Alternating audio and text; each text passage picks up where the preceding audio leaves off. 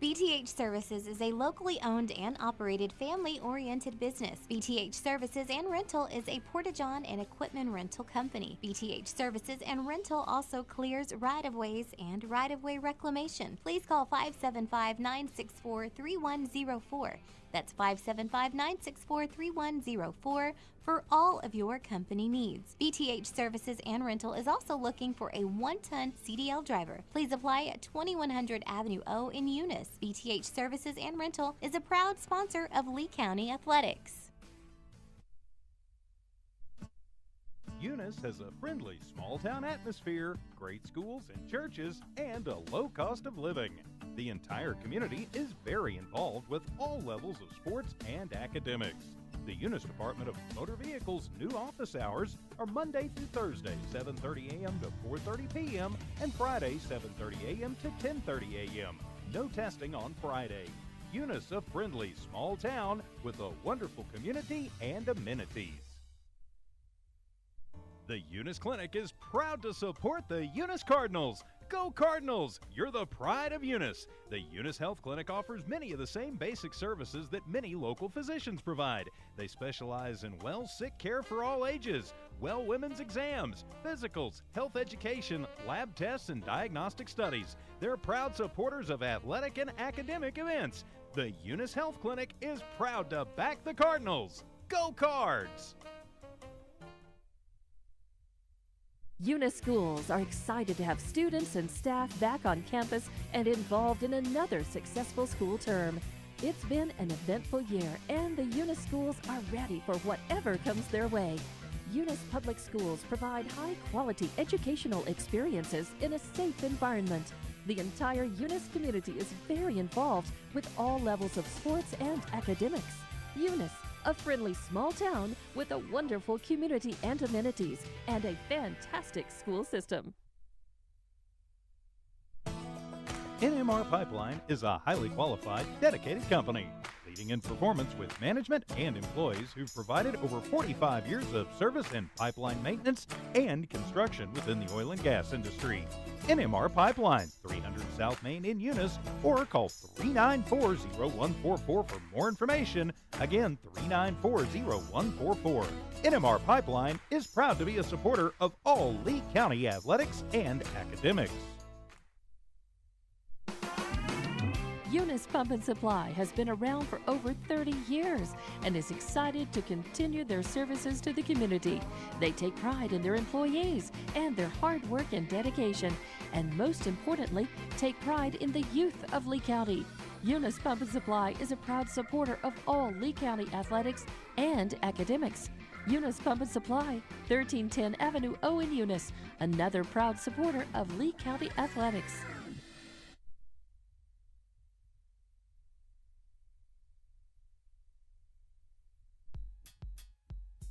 Devon Energy is proud to support the athletic programs of Eunice High School this season.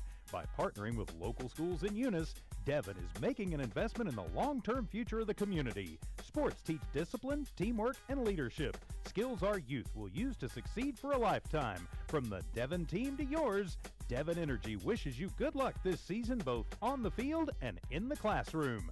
Go Eunice Cardinals!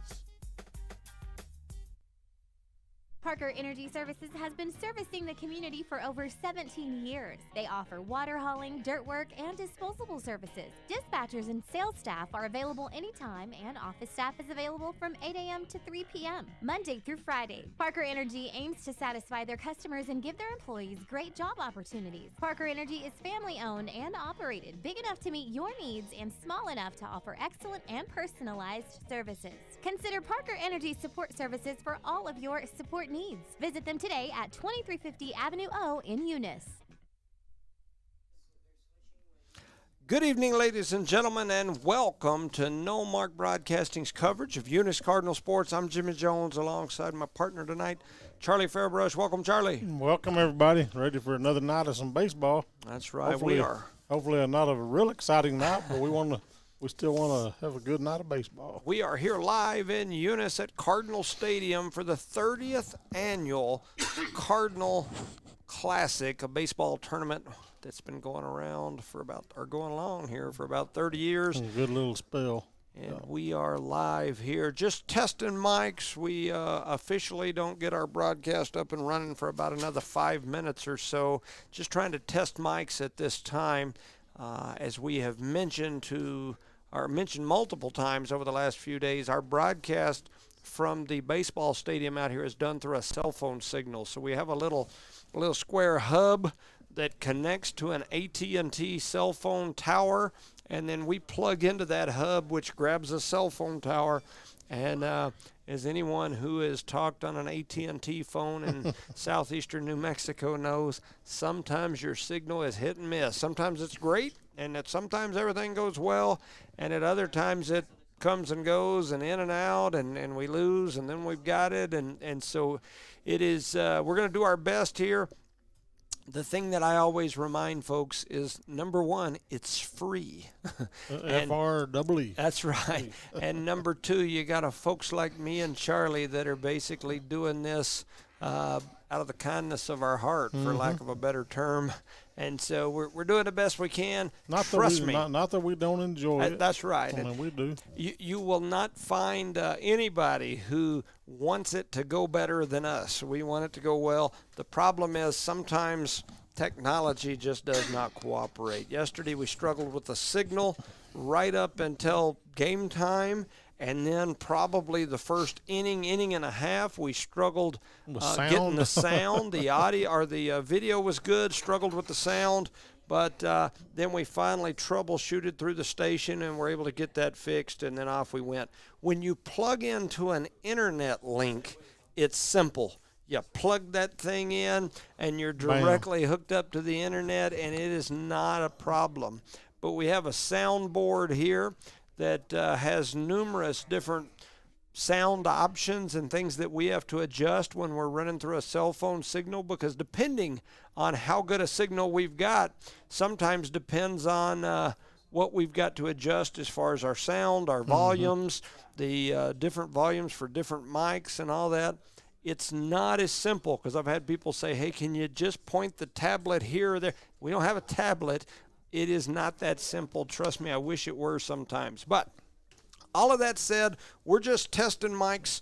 We're going to step away for just a moment to see how we sound, make sure everything's all right. And if so, we'll come back ready with our live broadcast. You're listening to No Mark Broadcasting's coverage of Eunice Cardinal Sports.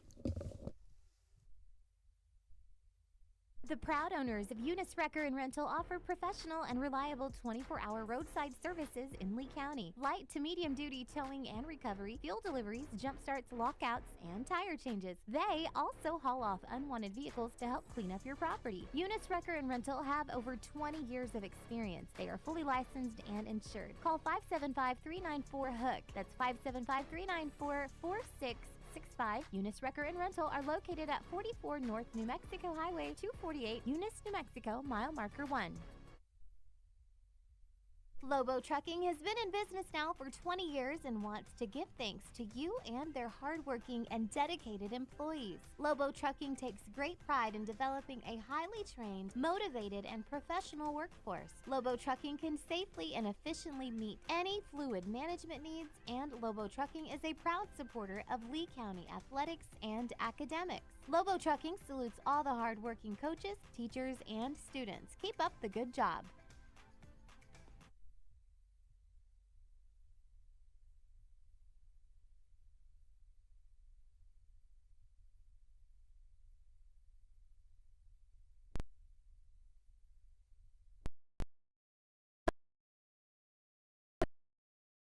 Almost 13 years and is family owned and operated, located at 2105 Avenue O in Eunice. They are your trusted vacuum truck, winch truck, frac tanks, rental equipment, and dirt work provider.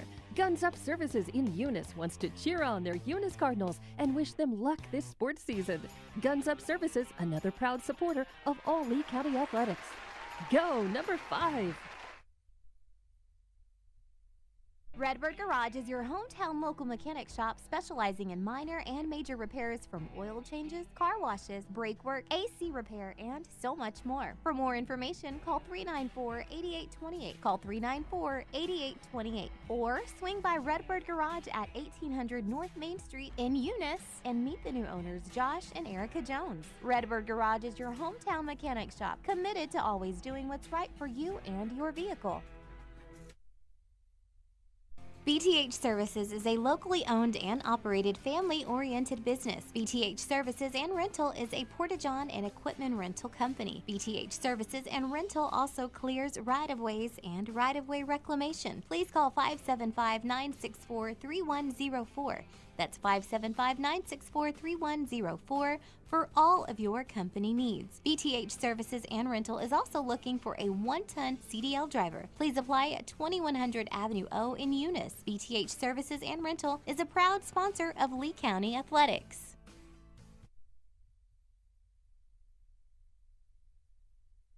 Eunice has a friendly small-town atmosphere, great schools and churches, and a low cost of living. The entire community is very involved with all levels of sports and academics. The Eunice Department of Motor Vehicles' new office hours are Monday through Thursday, 7:30 a.m. to 4:30 p.m., and Friday, 7:30 a.m. to 10:30 a.m. No testing on Friday. Eunice, a friendly small town with a wonderful community and amenities. The Eunice Clinic is proud to support the Eunice Cardinals. Go Cardinals! You're the pride of Eunice. The Eunice Health Clinic offers many of the same basic services that many local physicians provide. They specialize in sick care for all ages, women's exams, physicals, health education, lab tests, and diagnostic studies. They're proud supporters of athletic and academic events.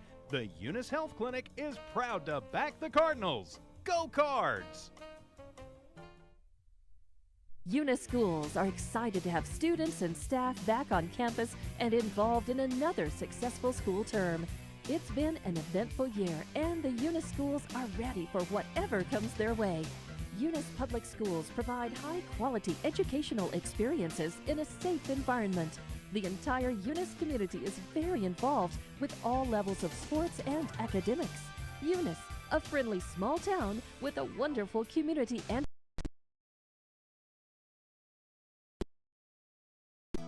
NMR Pipeline is a highly qualified, dedicated company, leading in performance with management and employees who've provided over 45 years of service in pipeline maintenance and construction within the oil and gas industry. NMR Pipeline, 300 South Main in Eunice, or call 394-0144 for more information. Again, 394-0144. NMR Pipeline is proud to be a supporter of all Lee County athletics and academics. Eunice Pump and Supply has been around for over 30 years and is excited to continue their services to the community. They take pride in their employees and their hard work and dedication, and most importantly, take pride in the youth of Lee County. Eunice Pump and Supply is a proud supporter of all Lee County athletics and academics. Eunice Pump and Supply, 1310 Avenue O in Eunice, another proud supporter of Lee County athletics. Devon Energy is proud to support the athletic programs of Eunice High School this season. By partnering with local schools in Eunice, Devon is making an investment in the long-term future of the community. Sports teach discipline, teamwork, and leadership, skills our youth will use to succeed for a lifetime. From the Devon team to yours, Devon Energy wishes you good luck this season both on the field and in the classroom.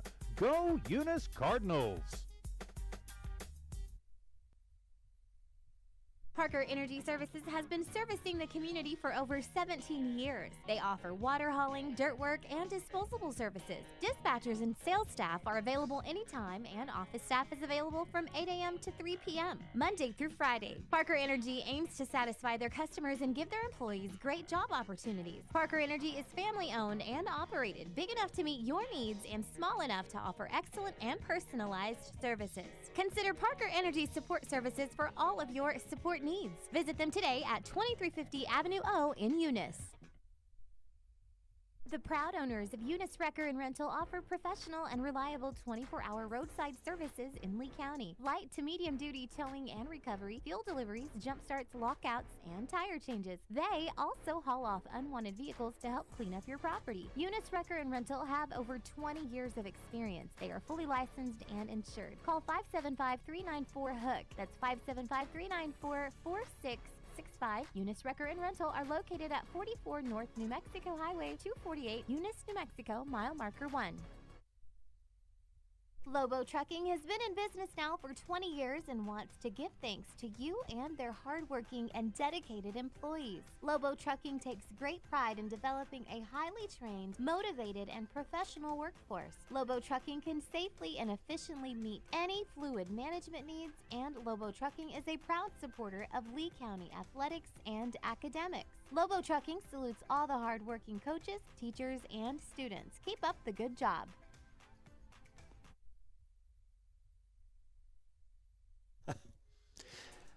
All right, good evening, ladies and gentlemen, and welcome to No Mark Broadcasting's coverage of Eunice Cardinal Sports and the championship game of the 30th Annual Cardinal Classic Baseball Tournament. I'm Jimmy Jones alongside my partner tonight, Charlie Fairbrush. Welcome, Charlie. Welcome, everybody. Ready for some championship basketball. I'm still on the court in baseball. You know, this is completely off my script, but that young man who just walked by, that is Michael Harlan. And anybody that follows Eunice baseball through the years, that man right there was one of the best pitchers to ever step on the hill for a Cardinal baseball team. I can remember coming up here and watching Eunice play and having pro scouts sitting in the bleachers with their radars out, clocking his pitches in the 90-mile-an-hour range when he was on the hill. And I also remember him hitting a guy from Lovington in the helmet with a pitch, and it shattered the whole side of the helmet. Wow. When he hit the guy, and that guy's ear was bleeding.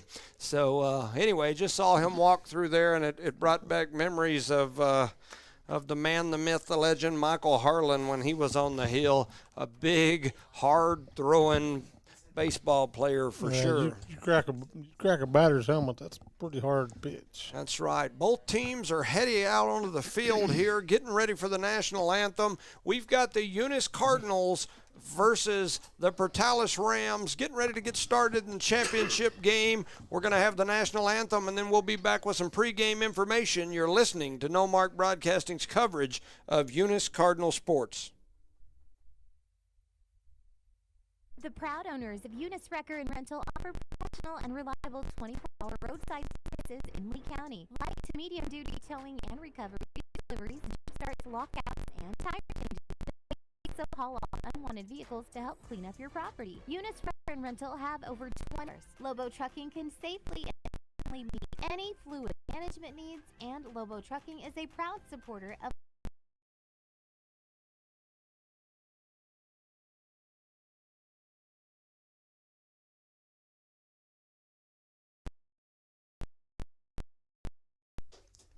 Welcome back, ladies and gentlemen, to No Mark Broadcasting's coverage of Eunice Cardinal Sports and Eunice Cardinal Baseball, as your Cardinals are facing Portales in the championship game of the 30th Annual Cardinal Classic Baseball Tournament, a staple baseball tournament here in southeastern New Mexico at the beginning of each and every baseball season. Your 18-time baseball state champions in the 2 and 3A division over the years are now taking the field. Heading onto the hill for the Cardinals today will be Braylon Jeter, the 6'3" or 4", maybe even 5" right-hander. Will be on the hill. A large fella. He is a senior with a cannon for an arm from short. I can only assume that it's going to look the same from the mound. And so Jeter steps onto the hill. Looking around the horn here, you've got Jose Calvillo over on first. Second, I can't tell. And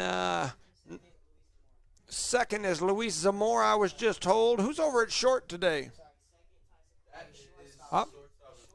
I've got a bunch of youngsters on the team giving me that info, so you parents that get mad at me and grandparents, my apologies. Who do we have at second? Tyson Coy. I had some Coy family members upset with me yesterday because I was confusing Tyson Coy with Dyson Lord. And I got to be honest with you, from up here with my vision. Keep in mind, we're looking through a net. Yes, I was going to say we're looking through a glass that a lot of times has a glare in it once it gets dark, plus the netting.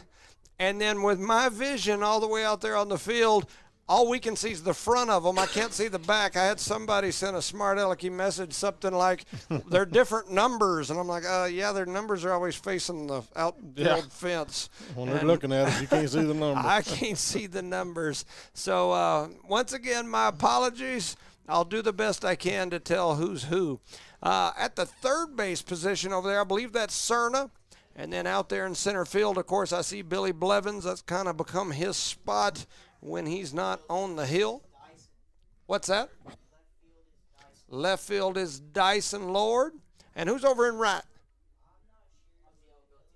Haziel Gota. All right.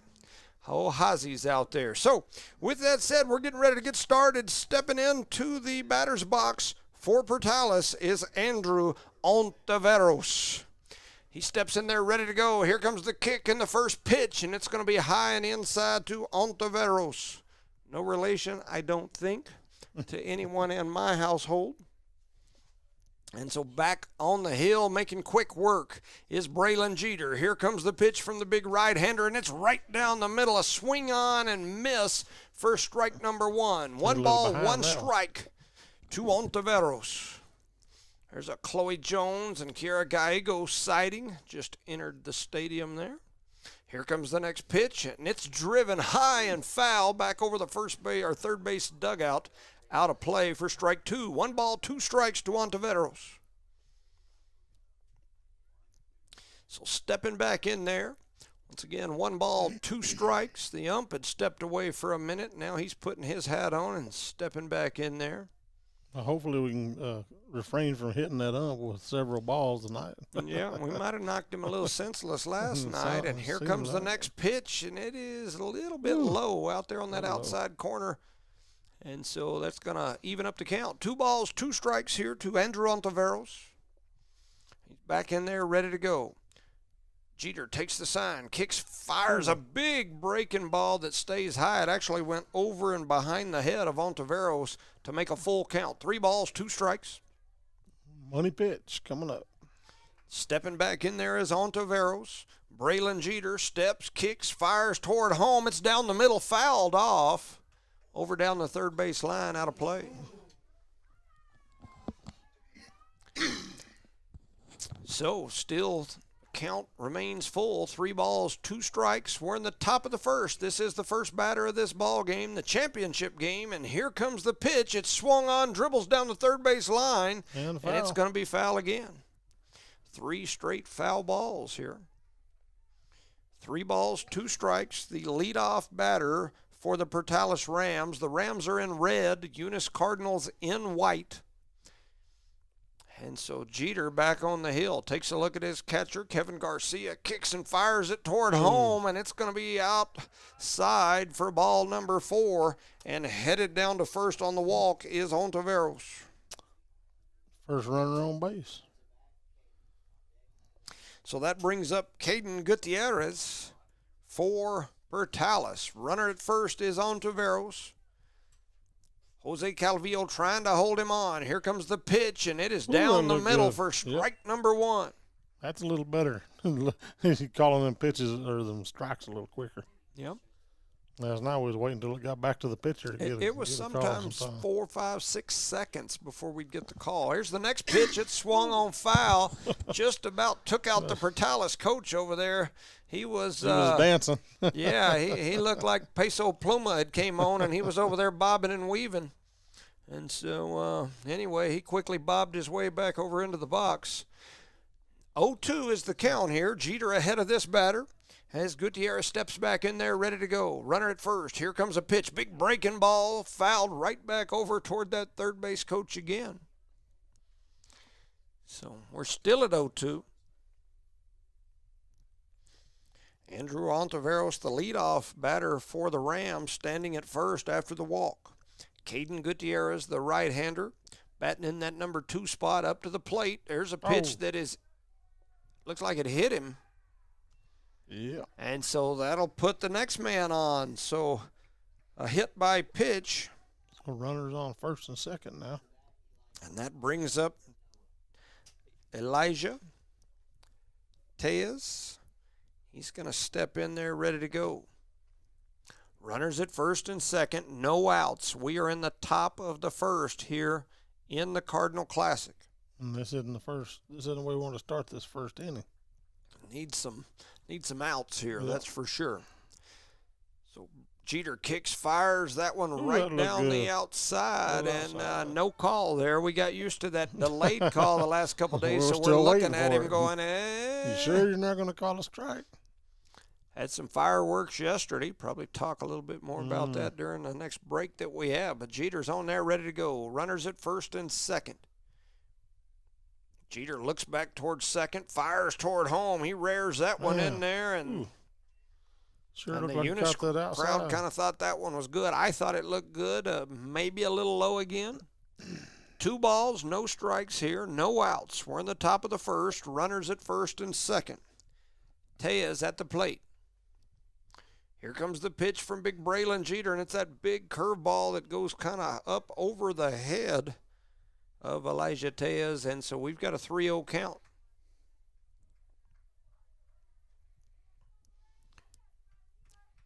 So back on the hill is Jeter. Runners at first and second, 3-0 count. Here comes the pitch, and it's low and outside for ball number 4. So we'll have runners on all 3, and then we've got umpire going out to. Yeah. So the umpire goes out there and makes Jeter take something off his wrist that was wrapped on his wrist. Shoot, I mean, he took that off. He may throw all strikes now. That'll get him rolling right there. So this, I believe, is Noah Swift up to bat, the cleanup batter for Portales. Bases are juiced, nobody out. And Jeter steps off the mound and looks over toward the dugout. Doesn't look real comfortable right now. No.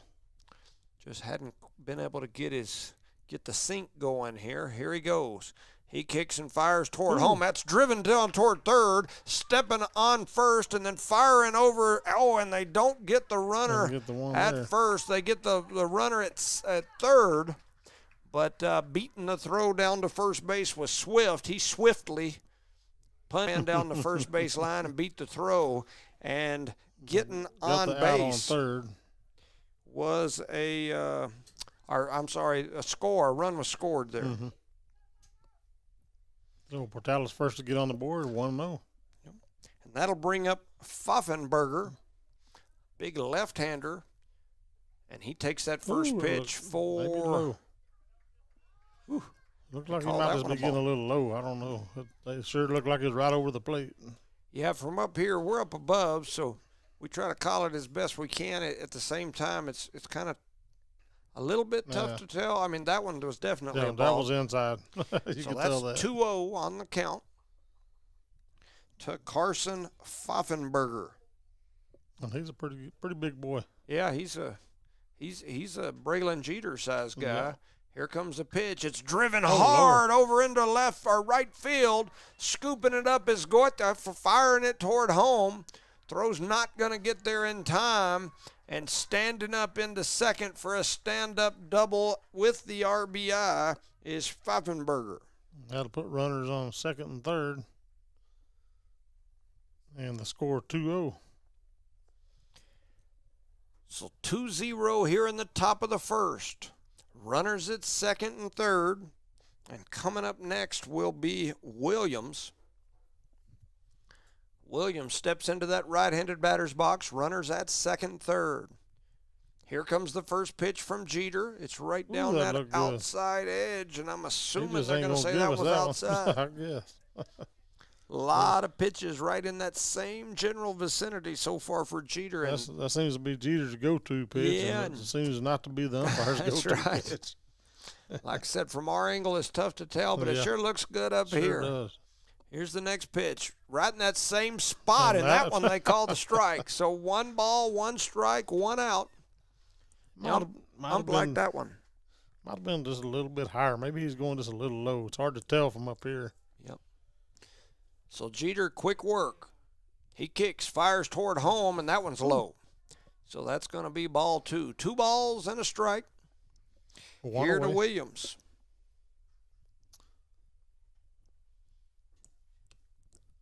One away, runners on second and third. Yep.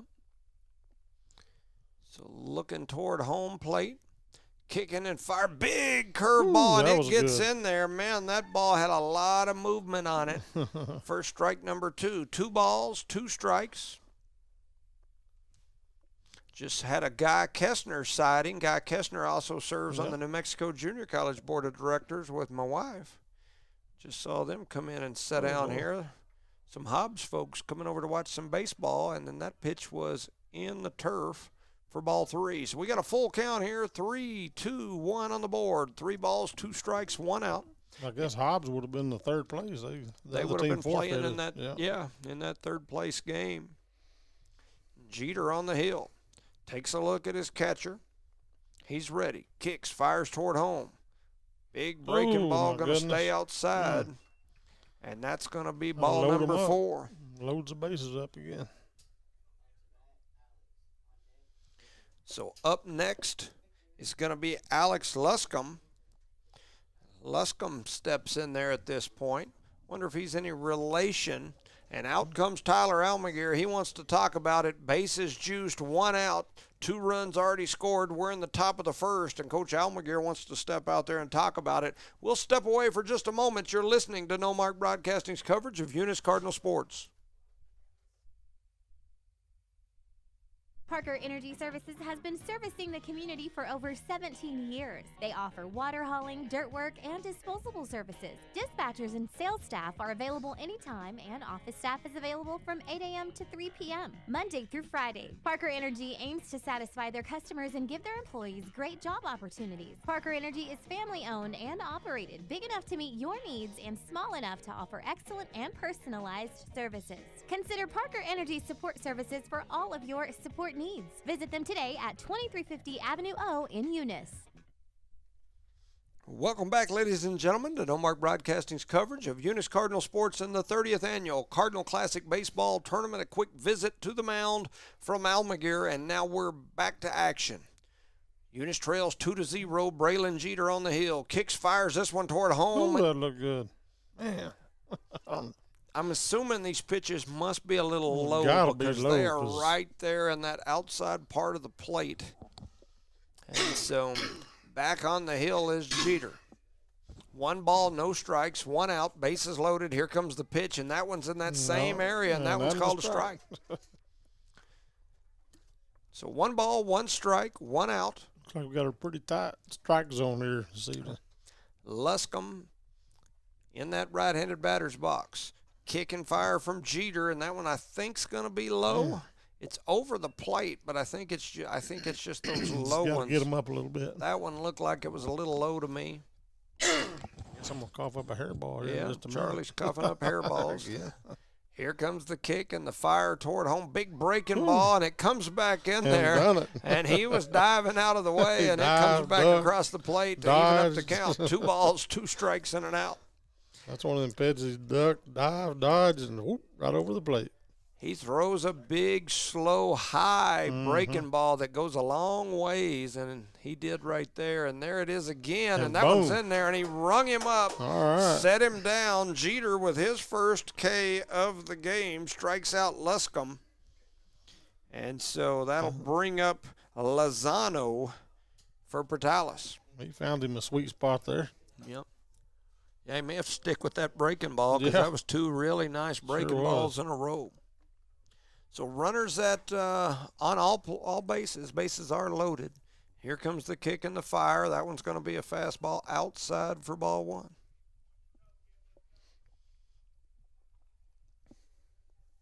Eunice trails 2-0 here in this top of the first.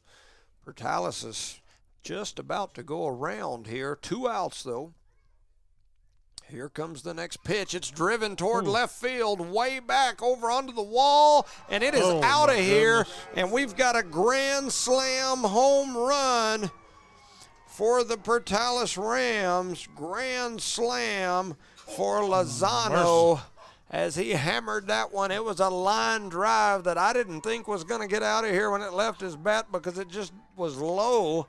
And it just kind of kept hanging, and the next thing you know, it disappeared over that left field wall. We got a little wind, but it ain't, man. And just like that, 6-0. it is a 6-0 ball game. So Mayberry going to come to the plate, and the Cardinals want to talk about it again as Coach Almaguer heads back out to the mound. And let's see what we got here this time. Almaguer gonna kick a little dirt around. Kick a little well, dirt. really Well, dirt, he's gonna kick some turf around. Kick some plastic around. He's talking to him about what we want to do here. And just while we've got a minute, rather than go to a commercial, talk a little bit about yesterday. You know, we had that chaos at the end of the ball game that stopped the game. And so my understanding, and I was asked to say this on the radio by the radio station management, is that Eunice was given some sort of warning as part of that game. And anyway, so I was told to let the public know that another problem like that throughout the season, another strike as they call it, would result in possibly as severe a sanction as having the entire rest of the baseball season canceled for Eunice. Right. And so we did switch pitchers during that break. Headed to the hill is Bubba Cerna. And so Cerna's going to take over with a 6-0 deficit here, and he's doing some warm-up right now. So looking at the umpire staff here today you've got 3. Yeah, we got a full house today. The ump that's behind home plate was the one out in the field yesterday, as we had 2. And anyway, so, you know, I always try to call it like I see it, call a spade a spade. I think there were some problems that started early in that game, some behavioral issues that I saw. And just being honest, from the other team. Yeah. And you know, and those things lingered, and then late in the game kind of reared its ugly head again. Yeah, and the next thing you know, you had a mess. And so sometimes if you clean that stuff up early, you avoid that problem late, but that's just my opinion.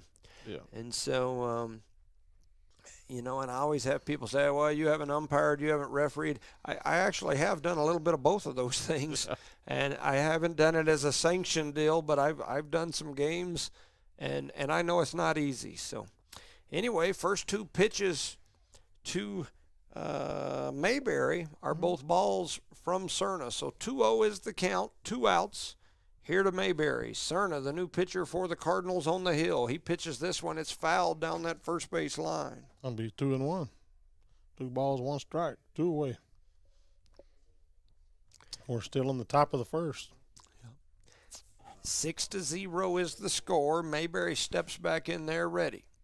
Kicking and firing toward home, and a big swing, foul tipped off for strike 2. So we got a 2-2-2 count. Soggy Boggum Boogie Woogie Woogie, or whatever he says. I have to look it up on my phone again. I can't ever remember. And a foul ball. Got a question here about who's catching. I believe the catcher today is Kevin Garcia. He's been catching. He's caught all 3 of these Cardinal Classic games. Yeah, and you can't see his number because his equipment is covered. Yep. So, well, we definitely appreciate you listening. Ashley Davis, Jackie Miller. And there's a big swing and a miss, and down goes Mayberry. And that'll take us to the bottom of the first. And Cerna gets his first K, and we'll move into the bottom of the first. Your Cardinals trailing 6-0. You're listening to No Mark Broadcasting's coverage of Eunice Cardinal Sports. The proud owners of Eunice Wrecker and Rental offer professional and reliable 24-hour roadside services in Lee County. Light to medium duty towing and recovery, fuel deliveries, jump starts, lockouts, and tire changes. They also haul off unwanted vehicles to help clean up your property. Eunice Wrecker and Rental have over 20 years of experience. They are fully licensed and insured. Call 575-394-HOOK. That's 575-394-4665. Eunice Wrecker and Rental are located at 44 North New Mexico Highway 248, Eunice, New Mexico, mile marker 1.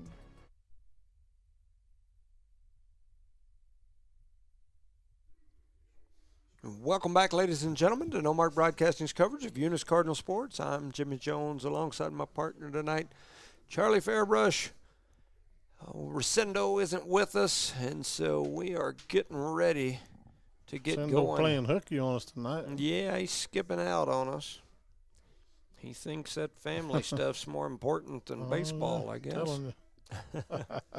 So, anyway, got a 6-0 game here in the top of the first. Not what the Cardinals, not the way they wanted to start the game, no doubt. Not. Definitely not. It is what it is. We're here. It's 6-0. We're in the top of the first, and now it's going to be time for the Cardinals to put some runs on the board. Put a little O into it, right? Yeah. So leading off the Cardinals here today will be the senior, Blevins. Billy Blevins playing that center field position. Has had 2 really good games here in this Cardinal Classic. He has hit the ball well. He's ran the bases well. He's done well. Had a triple in game 1. Mm-hmm. He's done a good job here. And so the Cardinals moved him in the first game of the Cardinal Classic. They had him batting in the 9 spot. Yesterday they moved him up into the leadoff spot, and that's where they've got him today. Yeah. Next up would be Bubba Cerna, so he would be on deck, and then Big Braylon Jeter is in the hole. So the Rams have finished their warm-up. They're having a last-second little visit out there on the mound. Yep. Powwow. And then we will get going. And batter up. Yeah, I have somebody asking if the camera can be adjusted to see third. The problem is it's backed up. I wouldn't. If we make it where you can see third, then you can't see first. So which one do you want to see? Yeah. First base or third base? So, and we can put it right in the middle where you can't see either one of them. There's usually more action on first. Yeah. So that's why we've tilted toward first. It's just we could do as far as the advertisements and the sponsors there on that bottom part. We don't see that stuff on our screen. Right. It just pops up on the broadcast. So we adjusted that. If we move it to where you can see third, I don't think you'll be able to see first. I've kind of bumped it, and we'll see. I got told last night they couldn't see first base, and you could barely see third. So there's a drive foul. So 2 balls, 2 strikes to Blevins. Got a message from Rosendo, and he is listening and ha. Oh, yeah? I'm not sure what you're laughing about, buddy. Yeah, that gum guy. He's taking it easy. He thinks he's on vacation. And so Blevins back in there ready to go. 2 balls, 2 strikes. Here is the next pitch. Big breaking ball comes back and gets him, and down goes Blevins. So the first strikeout for the Portales pitcher. That almost looked a little high, but, I'm a little partial. Yeah, so that pitcher for Portales is Caden Gutierrez. And so Gutierrez with his first strikeout. And up next for the Cardinals will be Bubba Cerna. Cerna heads out onto the hill, and then stepping off the mound is going to be the pitcher. Seen something he didn't like. Yeah, definitely. So catcher heads back over behind home plate, gets set and ready to go. Caden Gutierrez on the hill for Portales, and at the plate, Bubba Cerna. So we've got some pitcher-on-pitcher battle here as Cerna has taken over the pitching duties. Here comes the pitch. Swing on and miss for strike number 1. 0-1 to Bubba Cerna. He wanted that one. He did. I concur. Caden Gutierrez on the hill. Gutierrez steps back on the hill, and he's going to step off. Again. Yeah. Stepped off, made a little motion toward the catcher. Not sure what was going on there, but now he's back and ready to go. Bubba Cerna in the right-handed batter's box, ready. Here comes the pitch. It's driven high and foul down the right field fence area and out of play. That'll be 2 strikes.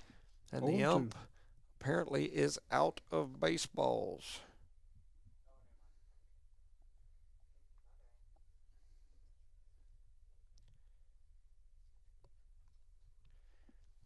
And so I guess he got him a couple of balls, and he's headed back over.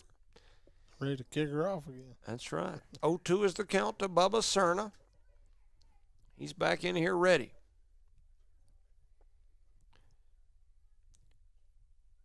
Gutierrez taking his time on the hill. Gets the sign, kicks, fires it toward home. Swing on and miss, and down goes Cerna. For 2 away. That's right. So that's 2 Ks here early for Gutierrez from Portales. The first 2 batters for Eunice go down swinging or on strikes, and that'll bring up Braylon Jeter to the plate. So Jeter steps up to the hill. I hear Grandpa out there hollering for him. Yep. And so Braylon steps in there ready to go. Another right-hander for the Cardinals. And he will do a little bit of bleacher coaching, too. Here comes the first pitch. And that's low. That's that pitch that we saw quite a bit from Jeter earlier. It don't look as good whenever it comes across on ours. Good call, Ref. It's in that good call, huh? In that right half or outside half of the plate, and from up here, I'm assuming it must be low because it sure looked good. Here comes the next pitch. It's in that same general area, and I'm assuming it must be low. 2-0. The Portales pitcher stepped back off the mound and was kind of shaking his head at that one. That whole last, well, while Jeter was pitching for sure, there was a lot of those right there in that same area. So 2-0, and that ball's driven over down into right field. It's going to be a base hit for Braylon Jeter, who drove that one just out of reach of the second baseman, and Eunice gets a man aboard. Jeter first runner on base for Eunice. Jose Calvillo now steps up. The lefty. The lefty / cleanup batter for the Cardinals. Runner at first is Jeter. Caden Gutierrez on the hill for Portales. Portales leads 6-0 in this ball game already. We're in the bottom of the first with 2 outs. Be a good time to do some cleaning up. Calvillo, the lefty's in there. He drives that one over into shallow left field. Backing up is the shortstop, and he's going to grab it. And so Calvillo goes down on the fly out. And at the end of 1, your Cardinals trail 6-0. You're listening to No Mark Broadcasting's coverage of Eunice Cardinal Sports. Lobo Trucking has been in business now for 20 years and wants to give thanks to you and their hardworking and dedicated employees. Lobo Trucking takes great pride in developing a highly trained, motivated, and professional workforce. Lobo Trucking can safely and efficiently meet any fluid management needs, and Lobo Trucking is a proud supporter of Lee County athletics and academics. Lobo Trucking salutes all the hardworking coaches, teachers, and students. Keep up the good job.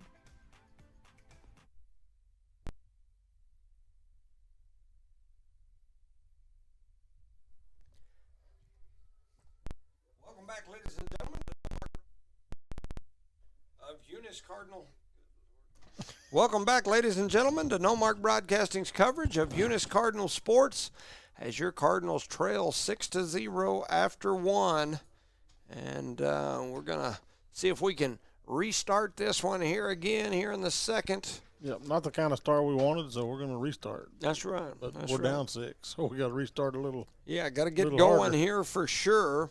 And Portales, speaking of restart, they're going to start at the top of their lineup, the batting order. It'll be Andrew Ontiveros, the leadoff batter for this Portales team. So they batted all the way around the first time. And Andrew Ontiveros will face a different pitcher as the Cardinals have put Bubba Cerna on the hill, and that first pitch is driven high and foul back over the third base dugout. So that will be strike one. 0-1 is the count. First batter of the second inning, Andrew Ontiveros. Here comes the next pitch. It's a big breaking ball. It stayed high for ball one. 1 ball, 1 strike. Andrew Ontiveros steps back in, ready to go. Takes a little check swing, looks down towards Cerna. Cerna takes a look at Garcia, the catcher, and then fires the breaking ball. It's a big one, and it gets in there for strike two. 1 ball, 2 strikes. Nice breaking ball by Cerna. Ontiveros steps back in, adjusts his helmet. Cerna kicks and fires that one low and outside for ball 2. We got 2 balls, 2 strikes.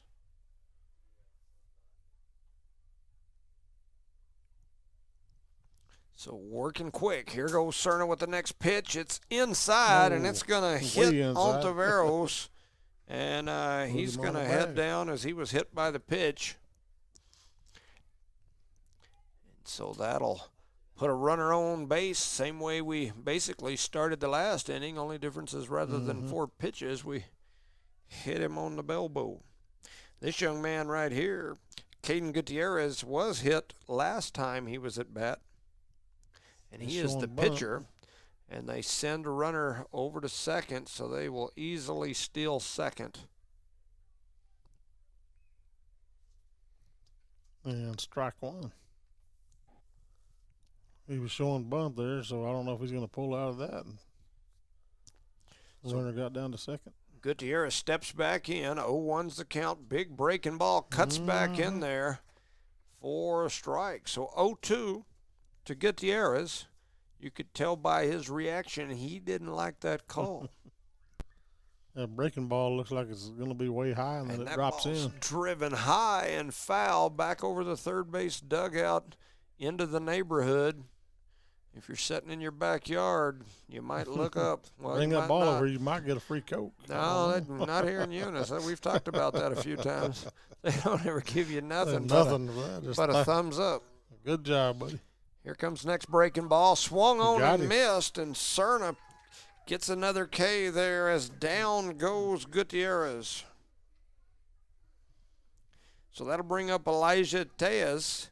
Young man walked his last at bat. He's got a runner on second. It's a 6-0 game. We're in the top of the second. 1 out. Bubba Cerna on the hill. Kicks and fires it toward home. It's driven into center field. Blevins on the run. It goes off the edge of his glove. He scoops it up, fires it toward home. They're going to send the runner. And then it was bobbled out there at second. And sliding into third is going to be Tejas. He's going to end up with a triple out of that deal. I would probably call it an error. Yeah, just hit the edge of his glove. That wind is blowing from our left to right over toward right center. The ball was hit kind of into the gap. Blevins was on the run, had the glove stuck out, and it looked like it went right off the kind of the end, the cone of his glove.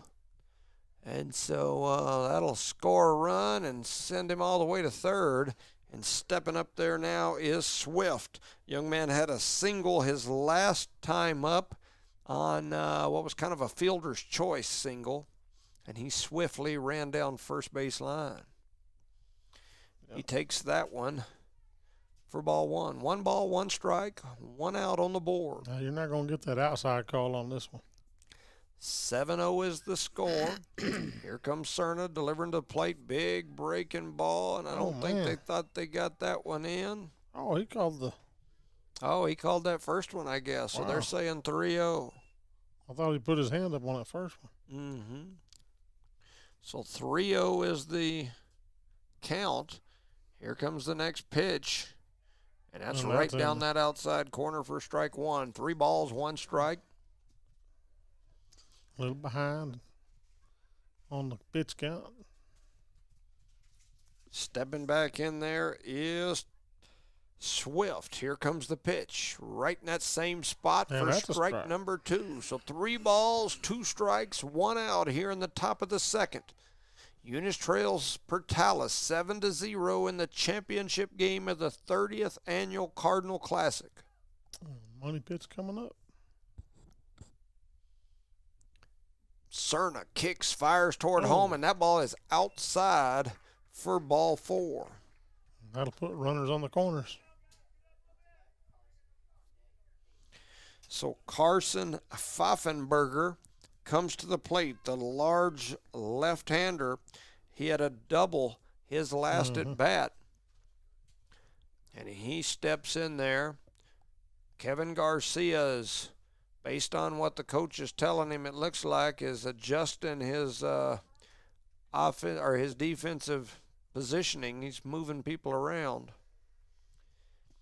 And so now he settles down in behind home plate. Kevin Garcia, the catcher. Cerna pitching. They're going to send the runner towards second, and Eunice going to let him go. Runners at second and third. Looked good to me, but I guess it didn't look good to her out. It was a ball. I can't help but think about Conager Pierce when he was sitting behind home plate. There wasn't nobody going anywhere because that young man had a rocket of an arm, and from his knees he would gun people at any base. It was like he'd just flick his wrist and that ball'd be sitting on the base in a split second. One of the best arms at the catcher position I've ever seen. And there is a high fly ball up over near second trying to get there. The Cardinals don't. The ball's going to hit the ground, and then the runner on second was halfway to third, and then we got confused as the ball came down. Neither player caught it. Then when we grabbed it, we didn't realize the guy leaving second had nowhere to go. Yeah, so he was stuck out there in no man's land. And we didn't get to him either. So now the bases are loaded. And so here we go. Oh, and then we almost took his head off. The ball bounces off, comes up toward the front, and they're going to slide safely in there on the pass ball. Portales is going to score again. And the Cardinals getting taken to the woodshed here as it is 8-0 in the top of the second with only one out. Runners at second and third. And one ball, no strikes. Williams batting for Portales. Cards just haven't really looked like themselves here. I'll contribute some of that to the Portales Rams for sure, but just hadn't been able to get anything going. And there's a drive back into the parking lot, and that'll put a beautiful, beautiful new love mark in somebody's hood. I was saying yesterday, I always can tell the out-of-town people. Park right along the front. They park right here in the front. They're like, I'm going to park right here close to the gate. That pitch is in there for a strike. 1 ball, 2 strikes, 1 out. Here to Williams for Portales. Here's that next pitch, swung on and fouled off. So 1 ball, 2 strikes still. Getting some camera time. Trying to cover up. Yep. So Williams steps back in there after a little breaky break. He's ready to go. 1 ball, 2 strikes. Here comes a pitch, big breaking ball. And Williams was leaned out over the plate, had his arms cocked. He wanted to swing, and he did everything but swing and pulled back at the last second. So 2 balls, 2 strikes. Cerna making quick work this time. Swung on, hit over toward third. It's going to find the gap. And a single. He's going to turn and head for 2. And he's going to get in there safely to second on an RBI double for Williams. So 1 away. Man. Yep. That brings up Luscombe for Portales. Luscombe struck out his last at bat. Runners at second and third. The Cardinals trail 9-0. That first pitch is inside, and there's a close-up of the mayor and his grandbaby. And we're trying to give them 3. If they'd let us, we'd put them on there. Yep. 1 ball, no strikes, 1 out. Luscombe steps back in. The pitch from Cerna is low and outside, and they're going to steal, and they're going to get there safely. And then a pass ball, and they almost sent another one home, and the Cardinals are completely discombobulated here as that runner from third stole while the Cardinals were throwing it back to the pitcher. And so it's now 10-0 in the top of the second. I'm not so sure a little bit of chaos from last night isn't bleeding over today, too. Yeah. There's a foul ball for a strike. 2-1 to count, one away. Runner on third, and the score is 10-0, favor Portales. Good breaking ball. Stayed up. 3 balls and 1 strike. So 3-1 is the count, 1 out. 10-0 the score. Runner standing on third. Here's the next pitch. It's driven high and deep toward left field. It's way back, and it is out of here. And that batter knew it all the way as he was in a slow trot toward first. And a 2-run homer from Portales and Luscombe. And so the Cardinals are taking a beating now. Taking a beating. This is worse than the woodshed. Yeah, it is 12-0. We're in the top of the second. They scored 6 runs in the first inning, 6 runs here in the second, and it's 1 out. The bases are now clear, and coming up is Lozano. This young man hit a grand slam home run his last at bat. Man, that looked good. I guess it was a ball. First pitch called ball, 1-0 is the count. Cerna on the hill, kicks, fires this pitch toward home. It's driven right down the third base line, and it's going to be fair, and it's going to the wall, and I can't see it around the mayor as he's rocking the baby, and easily into second with a double is Lozano. That young man has done some wonderful hitting so far for Portales as he has a grand slam and now a double. And that'll bring us up to Mayberry.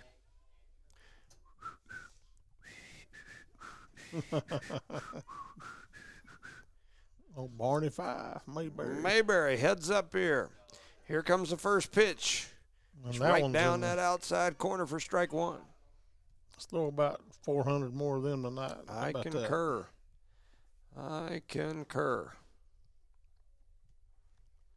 Stepping back in there's Mayberry. Here's a swing and a miss for strike number 2. 0-2 is the count. 1 out. We're in the top of the second. 12-0. Eunice trails, and catcher Kevin Garcia wants to talk to Bubba Cerna, so he heads out to the hill. They're going to talk a little bit.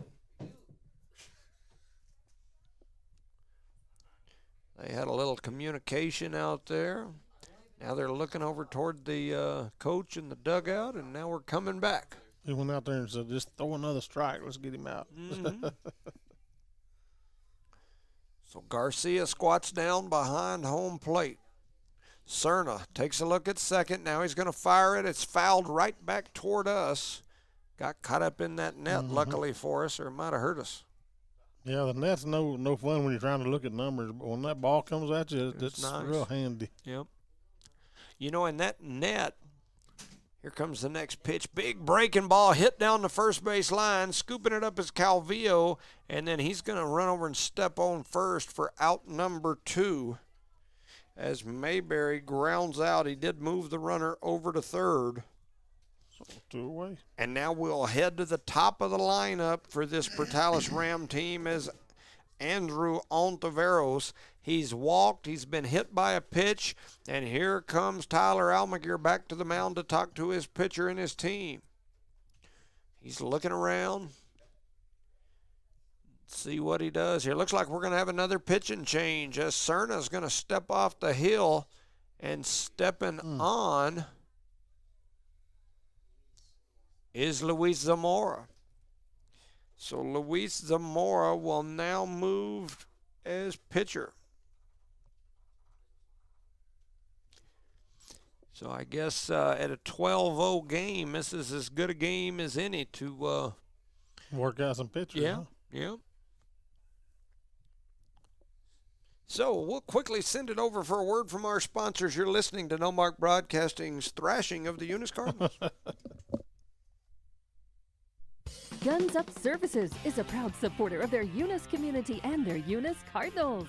Guns Up Services has been in business almost 13 years and is family owned and operated, located at 2105 Avenue O in Eunice. They are your trusted vacuum truck, winch truck, frac tanks, rental equipment, and dirt work provider.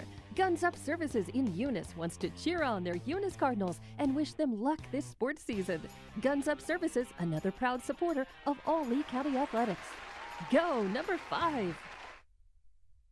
Redbird Garage is your hometown local mechanic shop specializing in minor and major repairs from oil changes, car washes, brake work, AC repair, and so much more. For more information, call 394-8828. Call 394-8828. Or swing by Redbird Garage at 1800 North Main Street in Eunice and meet the new owners, Josh and Erica Jones. Redbird Garage is your hometown mechanic shop, committed to always doing what's right for you and your vehicle. Welcome back, ladies and gentlemen, to No Mark Broadcasting's coverage of Eunice Cardinal sports. The Cardinals have changed pitchers again here, down 12-0. Runner at third, Zamora now. Luis Zamora comes on to the plate. Third pitcher, and we're not even through the second inning. This is one of those games where you really kind of test your grit, your resolve, because, you know, you get down like this. 12 runs, a lot of runs, and it kind of sucks the wind out of your sails. I mean, shoot, even in the broadcast booth, and it makes it tough to keep your focus and keep going. But kind of tough to keep a positive attitude. That's right. That's right. So Zamora steps up on the hill. Here comes the pitch. It is down the middle. I'm assuming it must have been high. Yeah. And we are, as we mentioned before we went on break, we are at the top of the Portales lineup. Andrew Ontiveros, the young man, has walked both of his at-bats. Once because he was hit by a pitch and once on four. And then he gets hit by another one. And so that young man has got a magnet for walks. He's going to go home with a couple of round bruises on him tonight. Yeah, for sure. So another hit by pitch as that runner heads over to first, Ontiveros, and that'll bring up the pitcher for Portales, Caden Gutierrez. Young man was hit by a pitch, and then he struck out his last at bat as Cerna struck him out. So he'll now face his third pitcher, and he drives that one toward third, scooping that ball up over there, I believe was Cerna. What a play by Cerna over there, and down goes Portales, but not before they put another 6 runs on the board. So as we move into the bottom of the second, your Cardinals trail Portales 12-0. You're listening to No Mark Broadcasting's coverage of Eunice Cardinal sports. BTH Services is a locally owned and operated family-oriented business. BTH Services and Rental is a porta-john and equipment rental company. BTH Services and Rental also clears right-of-ways and right-of-way reclamation. Please call 575-964-3104. That's 575-964-3104 for all of your company needs. BTH Services and Rental is also looking for a 1-ton CDL driver. Please apply at 2100 Avenue O in Eunice. BTH Services and Rental is a proud sponsor of Lee County Athletics.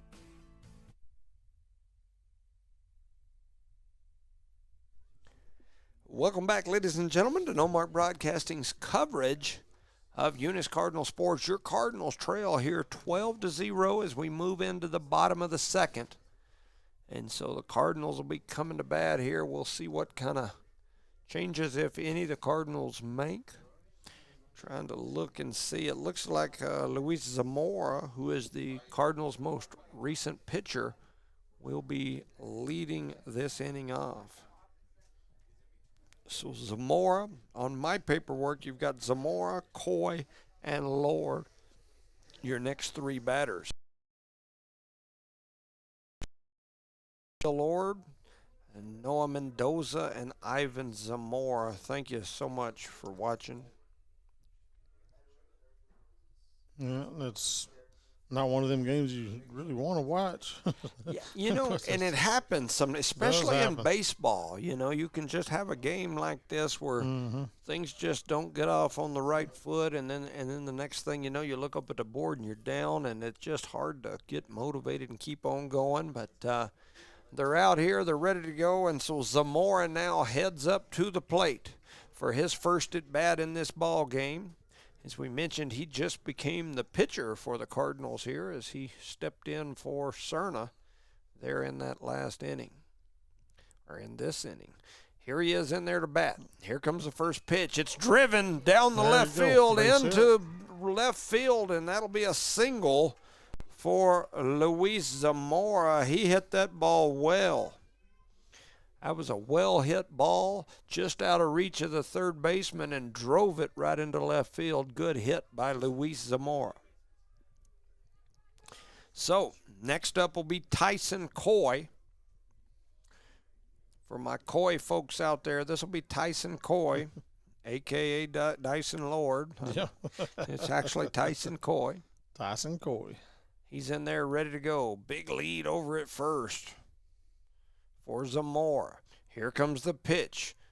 Chopper right up toward the middle. They're going to try to turn two. They step on second, fire to first. They throw the pitch over into the dugout, and so they get the lead runner.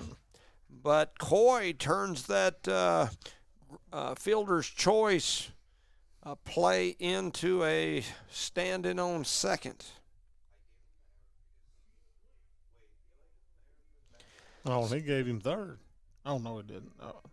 He's just getting rid of his equipment. So next up will be Dyson Lord for the Cardinals. Thought they were sending him down to third. That's a pretty good deal.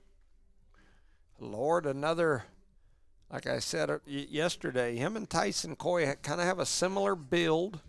They've both got red long sleeves on underneath their white uniform, and man, I tell you, from up here, they look similar. But anyway, I know in person they don't. I know both young men, but from up here, they look similar. And when they turn, you see the numbers, and you know. When they're facing the other way, yes. Yeah.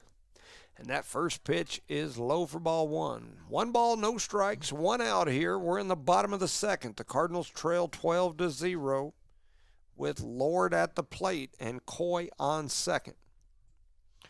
Lord's back in there ready to go. Here comes the pitch from Gutierrez as he looks towards second for a moment. That one's high and inside for ball 2. 2 balls, no strikes.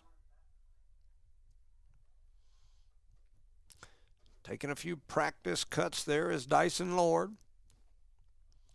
Now he's back in there ready to go. Caden Gutierrez on the hill for Portales. Looks at his catcher, likes the signal, turns around, looks towards second. Takes a deep breath, kicks, fires toward home. It's driven into right field. Is it going to get down? It is. It's right down the line. Well, the player can't call it. So man, we got 3 umps on the field and nobody made a call. The player out there, the first baseman, was calling it a foul, but nobody made a call, and there's still a discussion going on about it. And I guess they're going to say it was in, which is good for the Cardinals, but if we'd got that call a little bit earlier, we could have been running bases. Wow. That ball it hit right on the line and then went toward the outside, and we could have easily scored some runs there, but nobody knew what the call was, which the ump could have called it a little quicker, but the runners got to go. You got to run. Yeah, you got to go if you – Yeah, I think we could have had a run in right there. Absolutely. Because it did. It was still moving. So that'll bring up Kevin Garcia. Runners on the corners. First and third is Coy and Lord. 1 out here. Garcia, the senior, steps in there ready. Here comes the pitch. It's driven down the right field line and foul into the netting. Well, at least we're getting a bite on it right now. We're starting to get the feel of this. Starting to make some contact for sure. So Kevin Garcia steps back into the box. Once again, runners at first and third. Caden Gutierrez, the pitcher for Portales, takes a look at both the runners.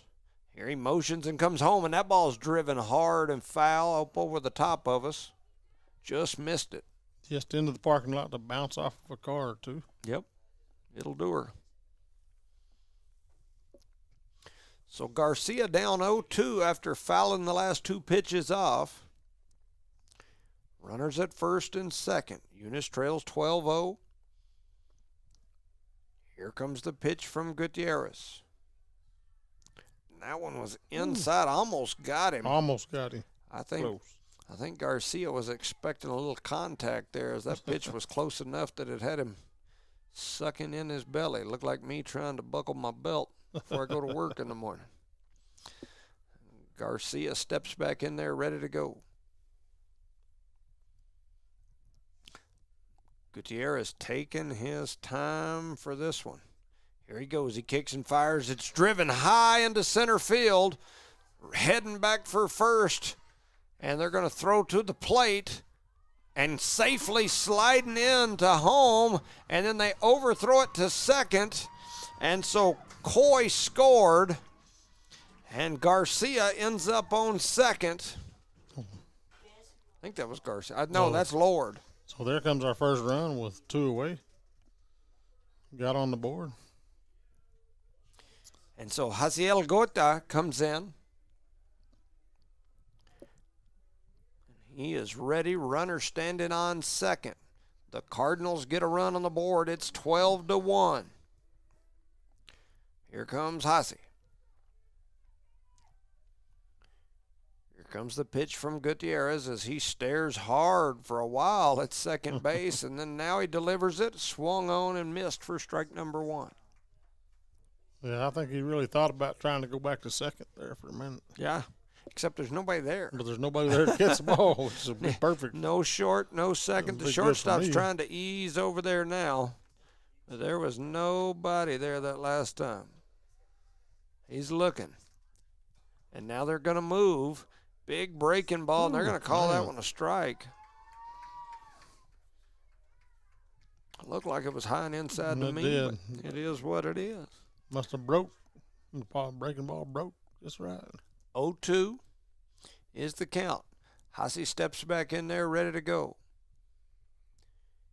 Here comes the pitch from Pertalis and Gutierrez. Now they're going to, they're spending a lot of time looking at second. Here's the pitch inside for ball number 1. Gutierrez does not get in a hurry on the mound. No, he takes his time. He's already back on the rubber looking toward his catcher. 1 ball, 2 strikes. Gave him the head nod. He's looking towards second. There's nobody covering second. Now he's going to throw it home, and it's fouled off. Staying alive. Strike 2.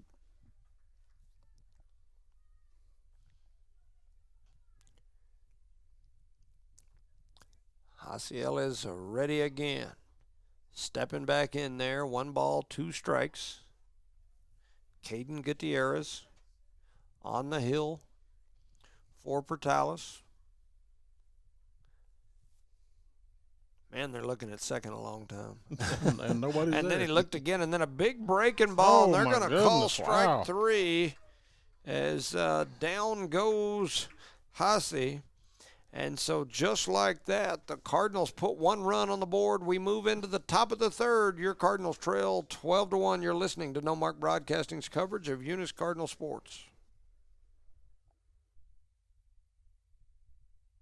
Eunice has a friendly small-town atmosphere, great schools and churches, and a low cost of living. The entire community is very involved with all levels of sports and academics. The Eunice Department of Motor Vehicles' new office hours are Monday through Thursday, 7:30 a.m. to 4:30 p.m., and Friday, 7:30 a.m. to 10:30 a.m. No testing on Friday. Eunice, a friendly small town with a wonderful community and amenities.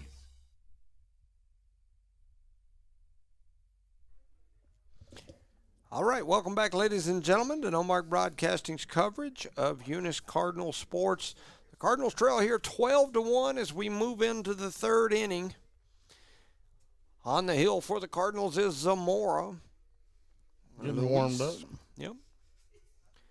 So, see if the Cardinals can get some defense going. The Portales Rams scored 6 in the first inning. They scored 6 in the second inning, and now we are moving into the top of the third. Need to plug that jug. Had Bob Klaus sent me a message asking me what the score was yesterday between Hobbs and Portales, and that was Hobbs JV that played Portales yesterday.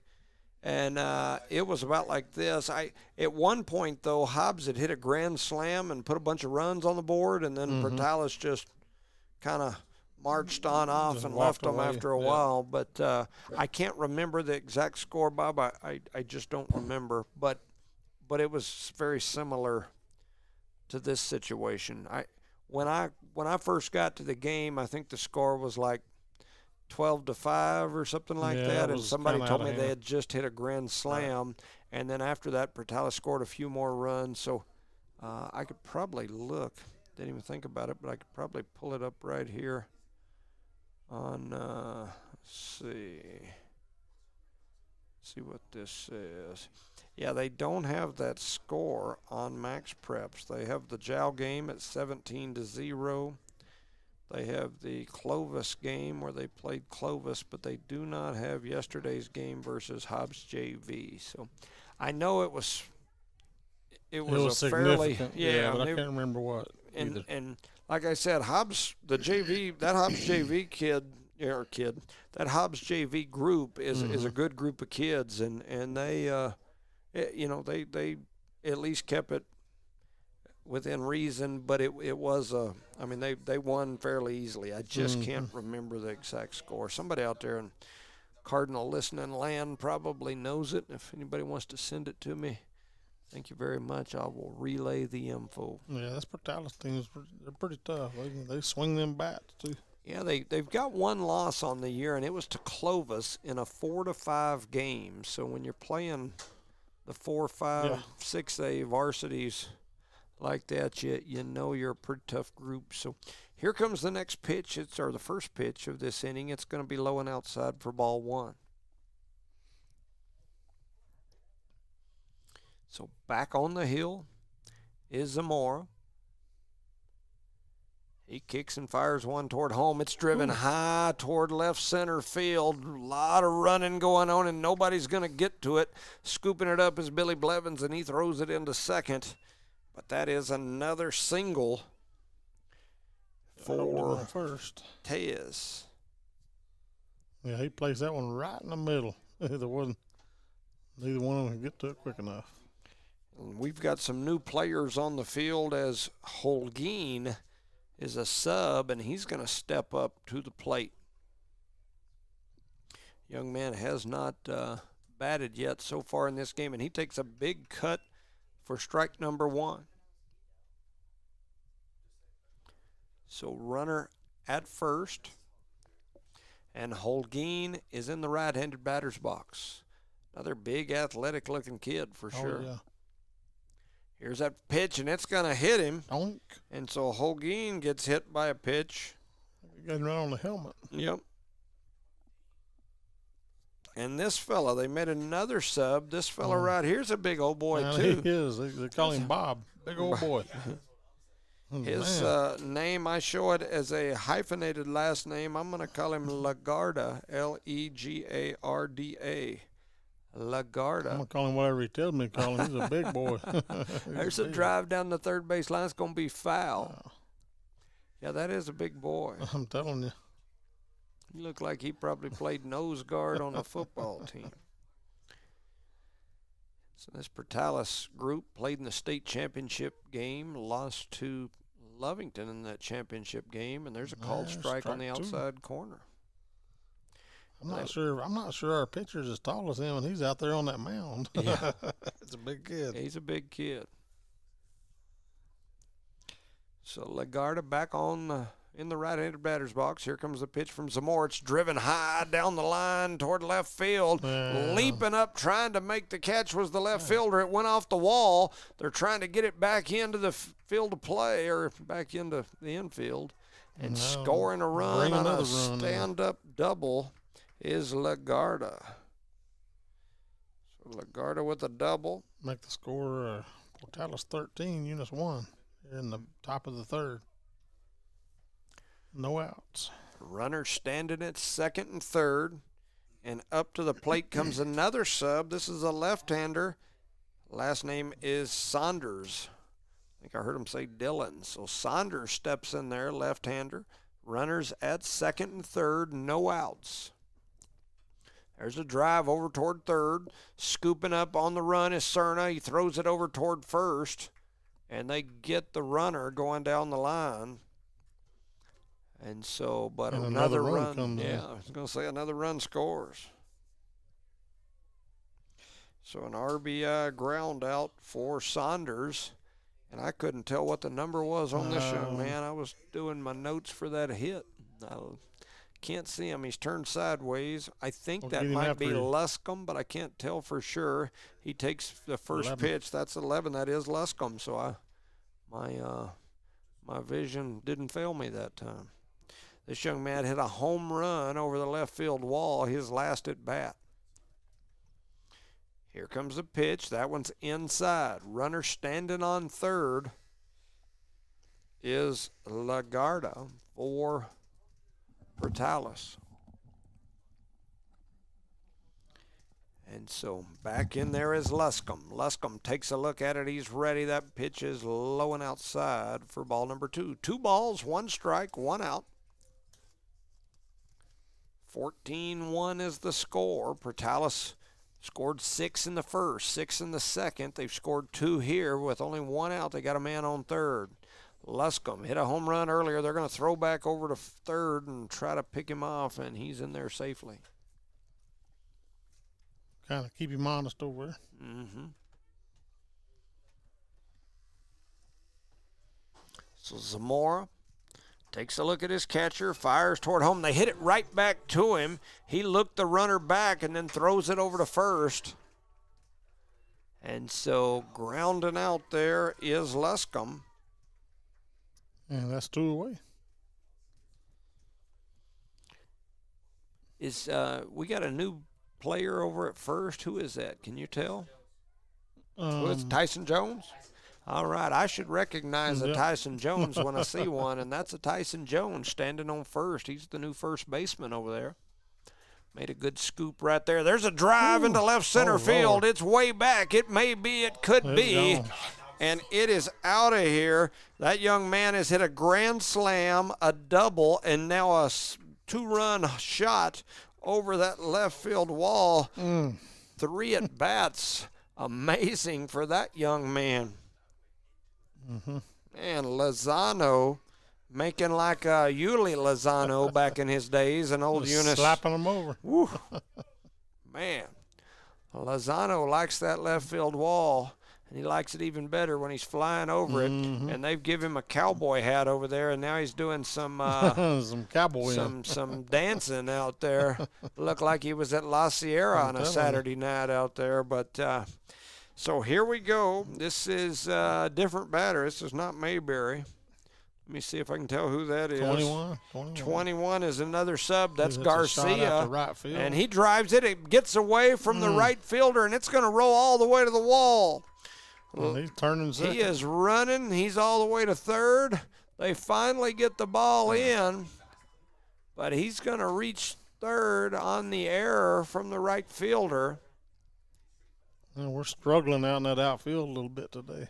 I was trying to see. That was Garcia. So Garcia, I'll on my little notes here, and I know it's not, but I'm going to give him a triple. 12 up. So 12 steps up. This is Tivis. This is another sub for Portales, and some of the Cardinal faithful are grabbing their stuff and headed for the exits. That first pitch is inside for ball number 1. Yeah, some of the Cardinal fans have had enough. There's no fireworks, and it's cold, and I'm going home. Yeah.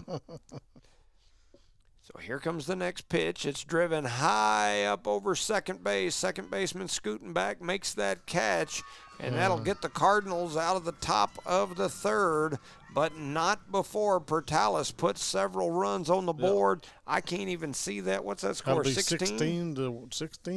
16 to 1. You're listening to No Mark Broadcasting's coverage of Eunice Cardinal Sports. We'll send it over for a word from our sponsors. The Eunice Clinic is proud to support the Eunice Cardinals. Go Cardinals! You're the pride of Eunice. The Eunice Health Clinic offers many of the same basic services that many local physicians provide. They specialize in sick care for all ages, women's exams, physicals, health education, lab tests, and diagnostic studies. They're proud supporters of athletic and academic events. The Eunice Health Clinic is proud to back the Cardinals. Go Cards!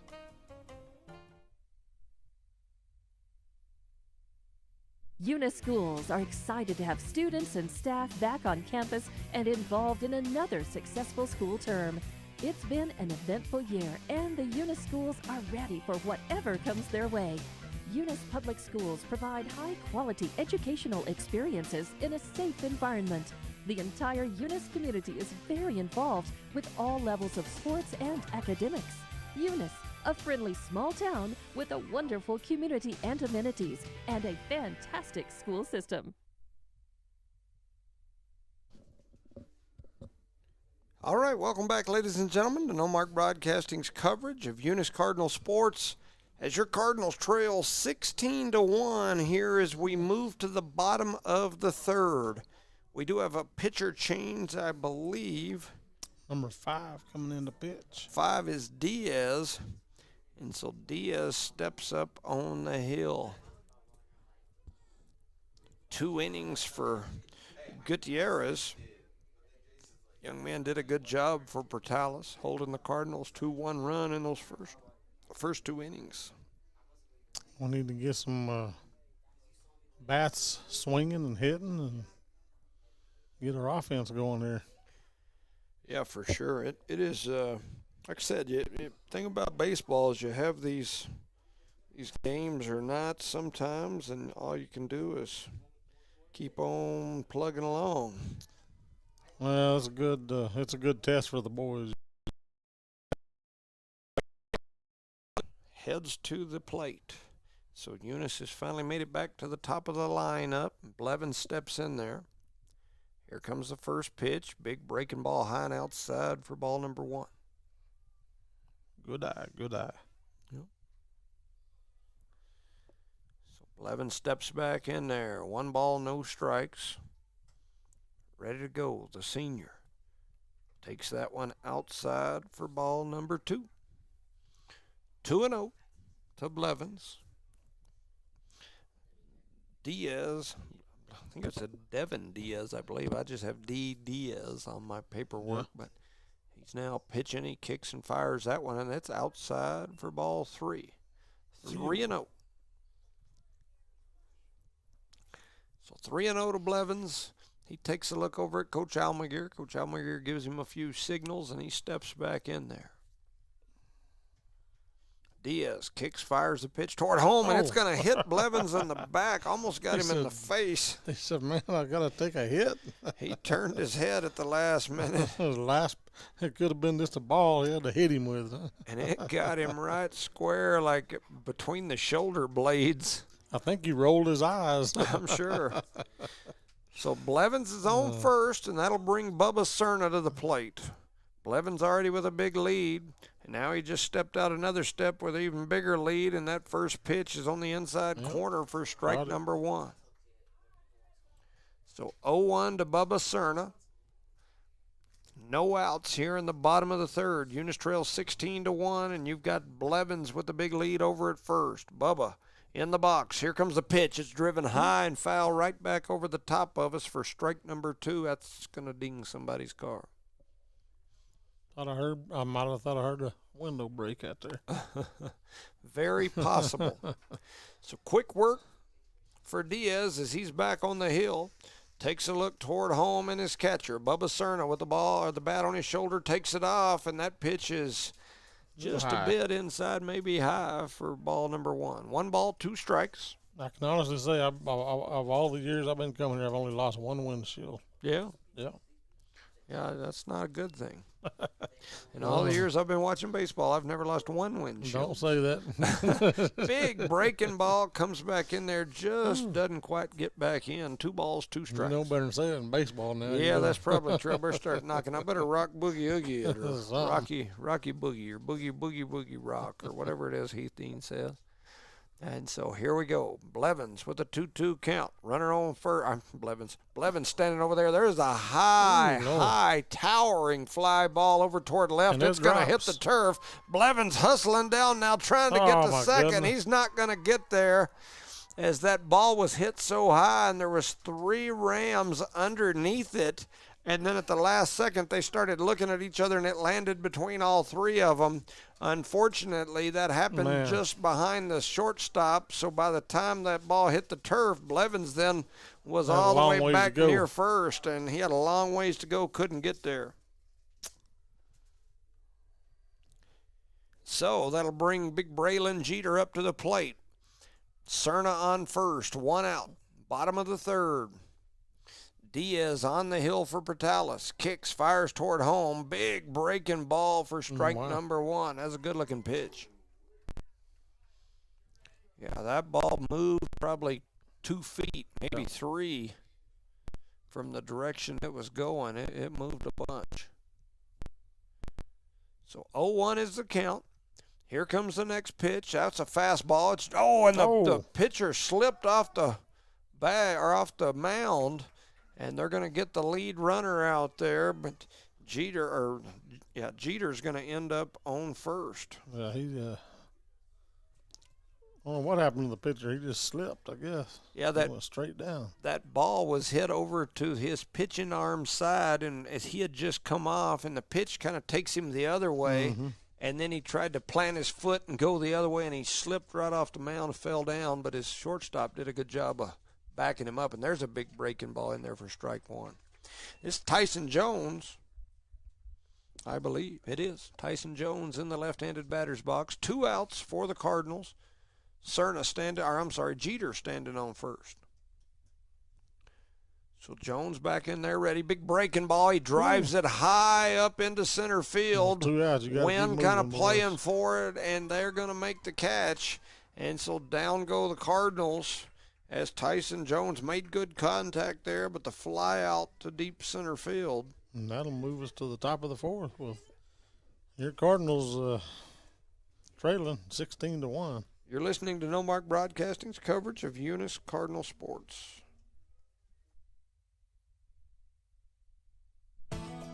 NMR Pipeline is a highly qualified, dedicated company, leading in performance with management and employees who've provided over 45 years of service in pipeline maintenance and construction within the oil and gas industry. NMR Pipeline, 300 South Main in Eunice, or call 394-0144 for more information. Again, 394-0144. NMR Pipeline is proud to be a supporter of all Lee County athletics and academics.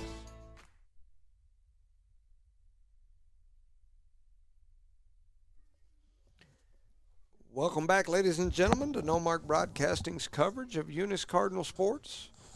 Your Cardinals trailing here to Portales, 16-1. Do we have a pitching change? All right, 14. We got an Ethan Wilson sighting as Ethan Wilson heads on to the hill. Ethan Wilson, number 14. Daddy was standing up here in front of us a couple days ago, giving us that partial eclipse. You know, we got that eclipse coming here pretty soon, and is that a half moon or Travis was giving us some eclipse action. Love me some Wilsons. Like to harass them a little bit. Yeah. Old Travis, he's good. He's good people. Yep.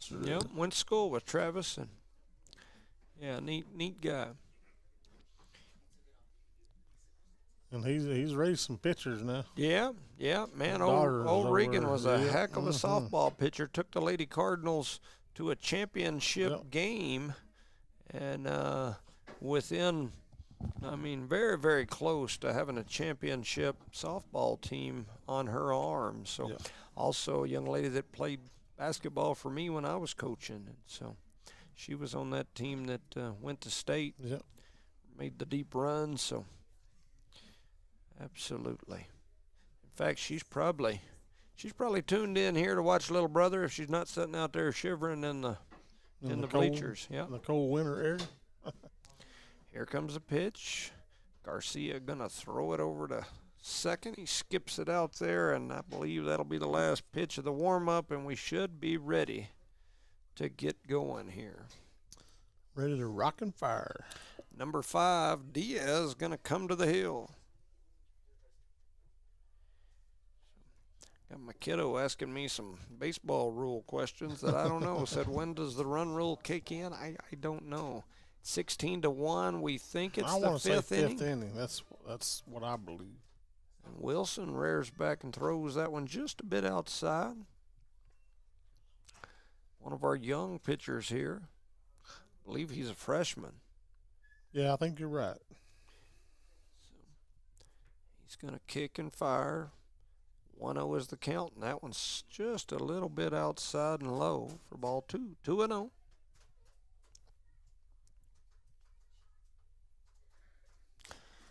The pitcher for this Portales team that last inning is at the plate. That is Diaz.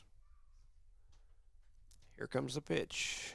That one looked pretty good, and it is. So Wilson with a good strike call there, right on the inside corner, a fastball. It almost looked like it's going to be inside, but it caught the corner. So 2-1 to Diaz.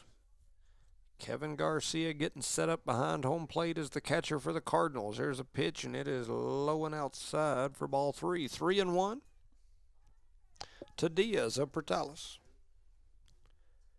Mentioned it earlier, but Eunice in the white uniforms, Portales wearing the red, at least red jerseys, and then our catcher there, Garcia's got to fix some equipment, shin guard, something.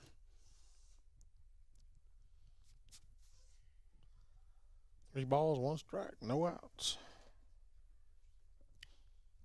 So back in there and ready. Here's the pitch from Wilson. It's driven high up over right field. Right fielder. Oh, goodness. That ball bounced out of his glove, and here goes Diaz over to second. He's going to turn and head for third, and he's going to easily be into third as Diaz going to get a triple. He's going to get 3 bases out of an error there. I'll shoot on my paperwork. I'll give him a triple. I'm not official.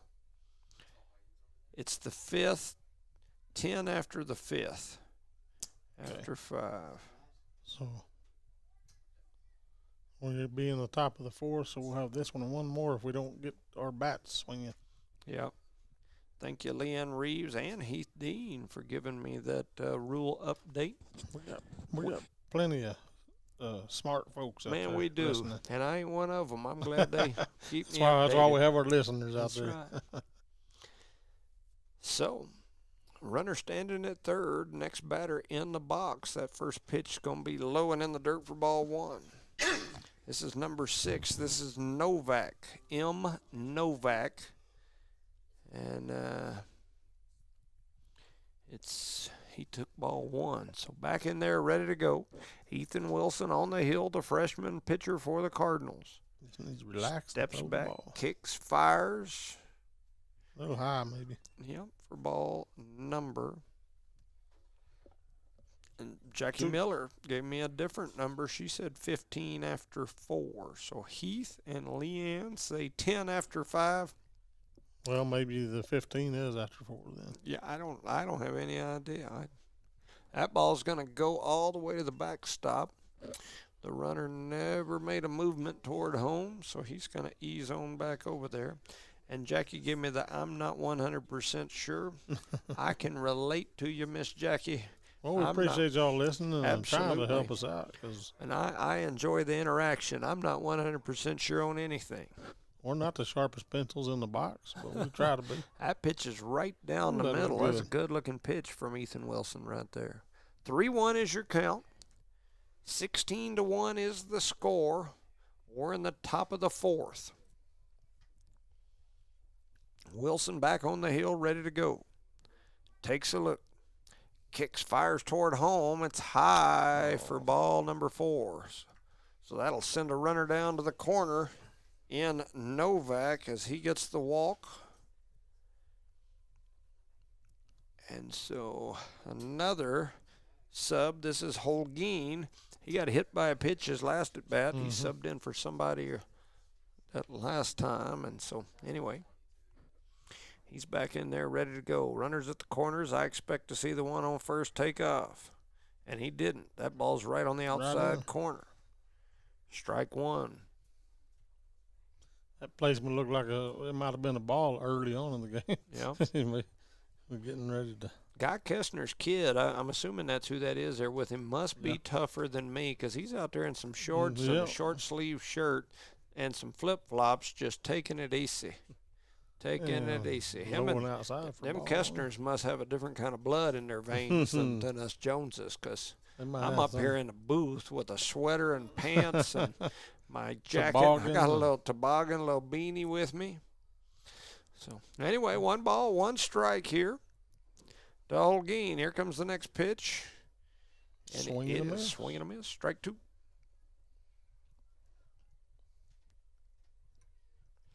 Yeah, and I got a message here from Heath Dean. He said he's seen 15 after 4 in softball, but in baseball it's 10 after 5. So appreciate it. Old Jackie Miller, she probably spent a little time watching softball. Knowing Coach Miller, Jennifer Miller played a lot of that. There's a dribbled ball down the first base line, scooped up by Tyson Jones and flipped over to Ethan Wilson's for the out there at first. Brought a run in. Yep. And that was Diaz that scored coming across home plate for Portales. And so Holguin. Big number 22 up to bat. Yeah, that's a big fella. He's the one we talked about earlier. His name is Lagardo. He had a double his last at bat to the wall, and he's back in there ready to go. Runner standing on second with a big lead. 1 ball, no strikes to Lagarda. 17-1 is the score here in the championship game of the 30th annual Cardinal Classic. Here's the pitch. It's going to be low. It's going to go roll to the fence, and the Portales coach telling his player to stay at second. Trying to be nice to us here. Charlie going to clear that ball. He's got it in there. It's a hair one. A hair ball. Clearing on that there. No, I won't take a drink of water. I got it sitting right there. Yeah. I've seen that grandson delivering water earlier. He walked all the way to the house and get me a bottle of water. That ball's in there for a strike. So 2 balls, 1 strike here to the big man, Lagarda. Back on the hill is Ethan Wilson.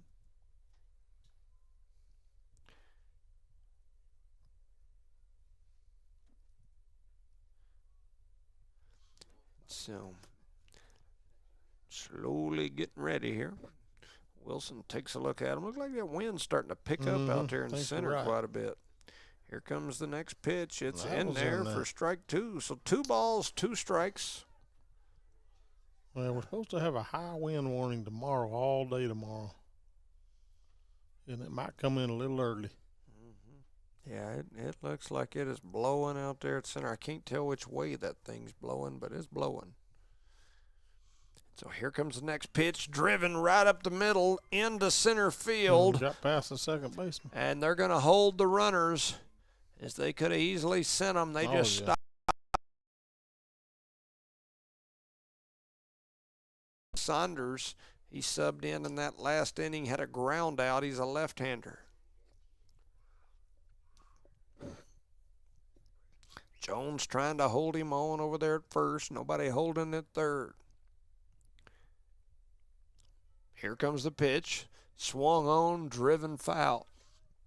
Over the first or third base dugout into the street out there. Yeah. That street out there has been newly paved. It actually looks kind of nice. Yeah, it does. For years, it was just a drop off into a cliche, rough road. Yeah. Jar your teeth out when you went off the end of that pavement out there. So here comes the next pitch. A little high. A little high for ball 1. 1 ball, 1 strike, 1 out here. In the top of the 4th, 17-1 is the score. Portales has got it on cruise control at this point, as they've been holding all their runners up on 1 base advances each time and stopping them. There's a drive over into shallow left field, dropped. and it's going to drop. Oh, and it had a little spin on it. He put some English on that one, Yeah. I think. Spun to the left. Easily scoring there. And so a single for Saunders, and that'll bring up another big man, number 11. That is Luscombe. Luscombe's got a strikeout, a home run, and a ground out in his 3 at-bats here today so far.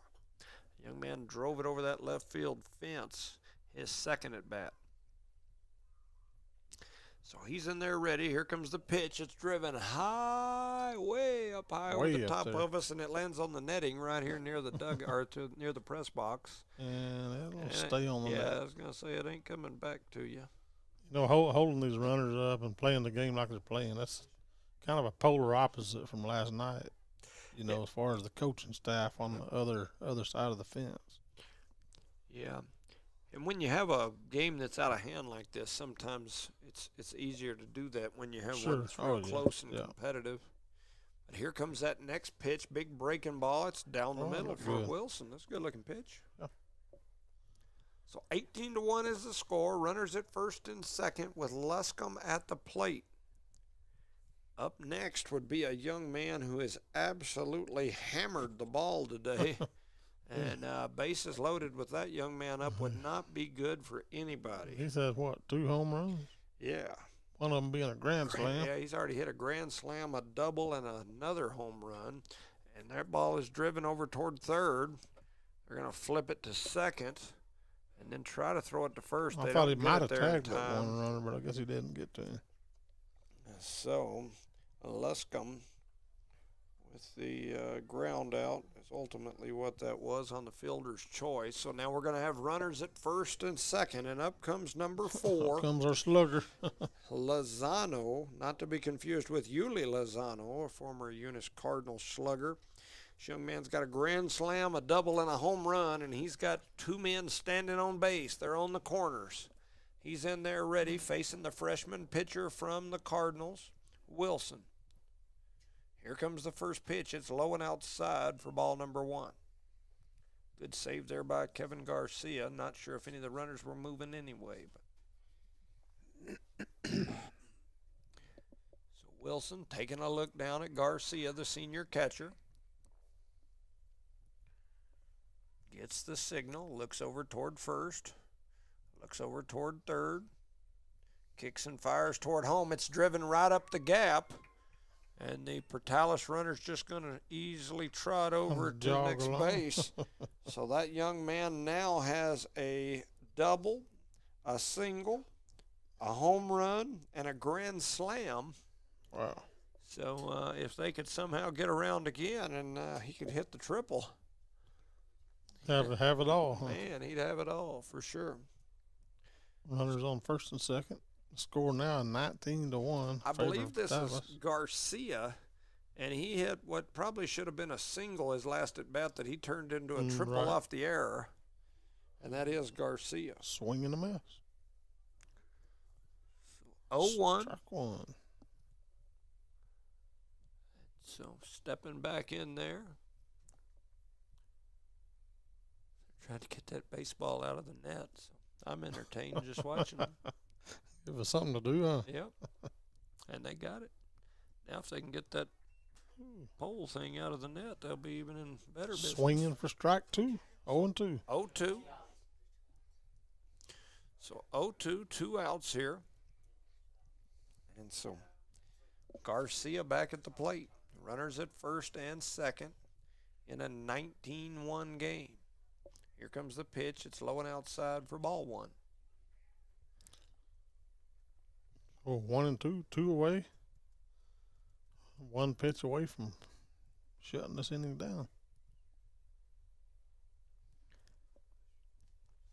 So back in there is Garcia. Wilson on the hill. Wilson works a little slower than some of the other pitchers that we've had on the hill. Youngster. Big breaking ball. And it's in there, and they ring him up. And Wilson gets the strikeout there. It's his and first we K. move to the bottom of the 4th with the score, Portales 19, Eunice 1.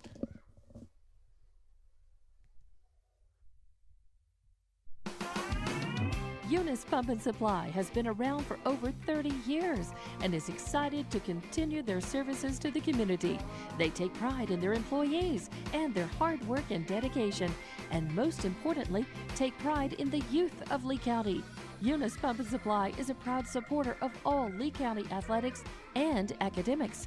Eunice Pump and Supply, 1310 Avenue O in Eunice, another proud supporter of Lee County athletics.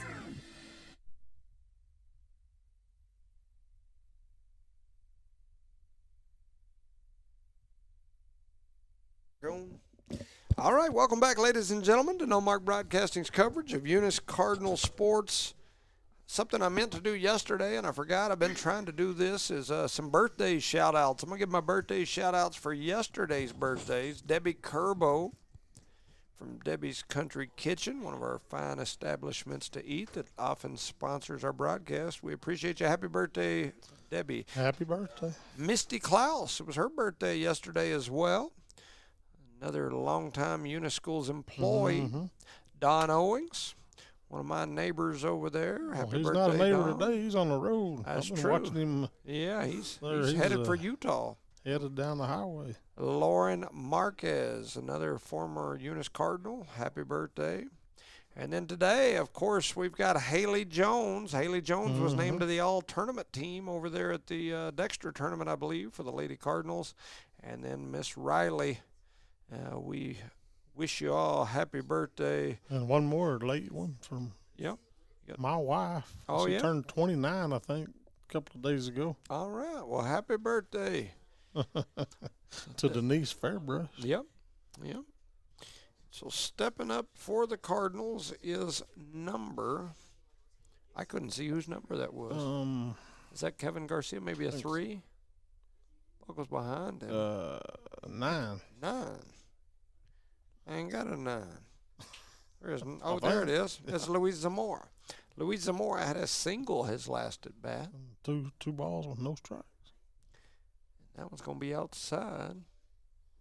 The board shows 2-0. You got 3-0? I think they missed one. I think that's 3, but we'll see. I may have added one. I might be trying to speed things up. Speeding her up. Here goes the next pitch, and oh man, I thought it ear hold him, but it went right behind him. My bad. So now it's 3-0. Yep. And so on the hill still is Diaz for Bertalis. Diaz going to kick and fire toward home, and it's going to be outside for ball 4. And Luis Zamora with the walk. Walk on down to first. Yep. So that should bring up Tyson Coy. Young man had a single his last at bat. He's number 1. Dyson Lord is number 2. He had a single his last at bat. Both of them built the same. Both got the red shirt on underneath their uniform. And, man, they get me, I tell you, from up here. So this one's Tyson. He's in there. He's ready to go. Here's the pitch. It's outside for ball 1. Runner on first is Zamora. We're in the bottom of the 4th. 19-1 is the score.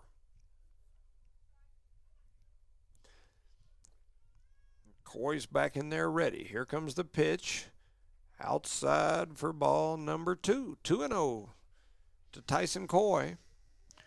Once again, he had a single his last at bat.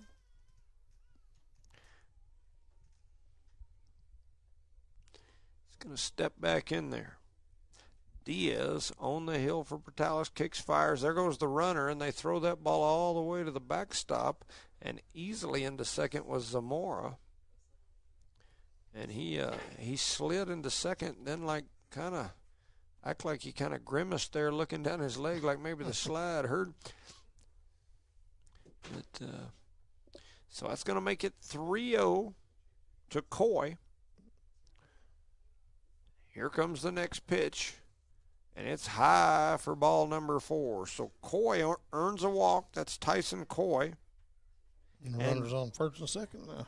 And that'll bring up, well, I was going to say that'll bring up Dyson Lord, but that's not Dyson Lord. Nope. That is Ethan Wilson. Right away, pitcher, I'm like, okay, that's a different build and no red sweater. That's our new pitcher. That is.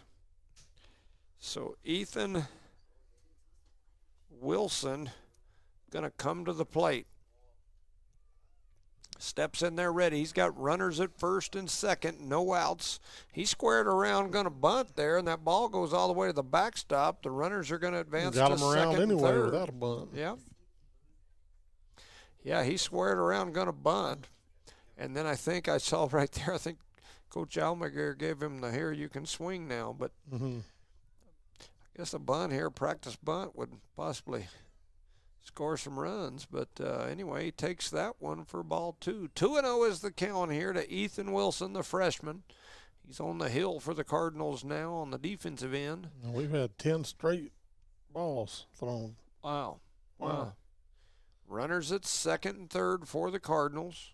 Here comes the pitch. It's outside. Almost gets away from the catcher. He saved probably a run scoring. So everybody's back in place. 3-0 is the count. Ethan Wilson steps into that batter's box ready. Here comes the pitch. Big breaking ball. And down goes Wilson to first on the walk. That'll load him up. Yep. So Wilson earns the walk, and the coaching staff from Portales wants to talk about it. I'll bet we have a pitching change here. Yep, we are. We're going to have a pitching change here. So Diaz going to step off the mound, and the second baseman going to run over and grab the ball. Can't tell exactly who that is, but we'll send it over for a word from our sponsors. You're listening to No Mark Broadcasting's coverage of Eunice Cardinal Sports.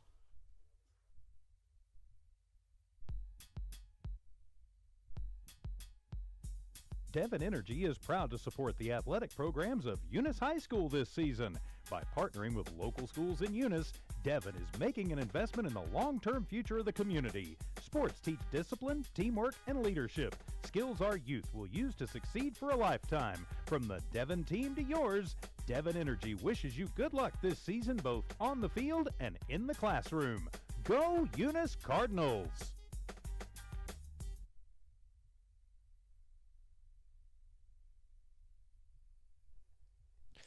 All right, welcome back, ladies and gentlemen, to No Mark Broadcasting's coverage of Eunice Cardinal Sports here in the championship game of the 30th annual Cardinal Classic. Your Eunice Cardinals trail 19-1. We're in the bottom of the fourth, and Portales has made a pitching change after the Cardinals put runners on the corners here with no outs. So they've got a new pitcher on the hill. That is number 6. That's Novak. Yeah, 12 straight balls, no strikes in there, and that put 3 runners on, and they said, let's do something different here. Yep. Yep. So, and I'm assuming it's because of new studies and pitching and all that. You don't see typically as many warm-up pitches as what I felt like I saw when I was a kid. It seemed like back then a lot more pitches were thrown warming up. And now it seems like it's 4 or 5 pitches and you're warm, let's go. I'm assuming that's probably to do with saving the shoulder, the arm, something. Of course, the warm-up don't count towards the pitch count. But yeah.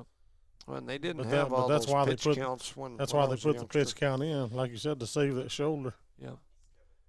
So Kevin Garcia, I believe, steps up to the plate. The bases are loaded. Ooh, oh, man. And they call that one a strike. That looked inside to me. I thought I heard somebody say, "Hey, Blue."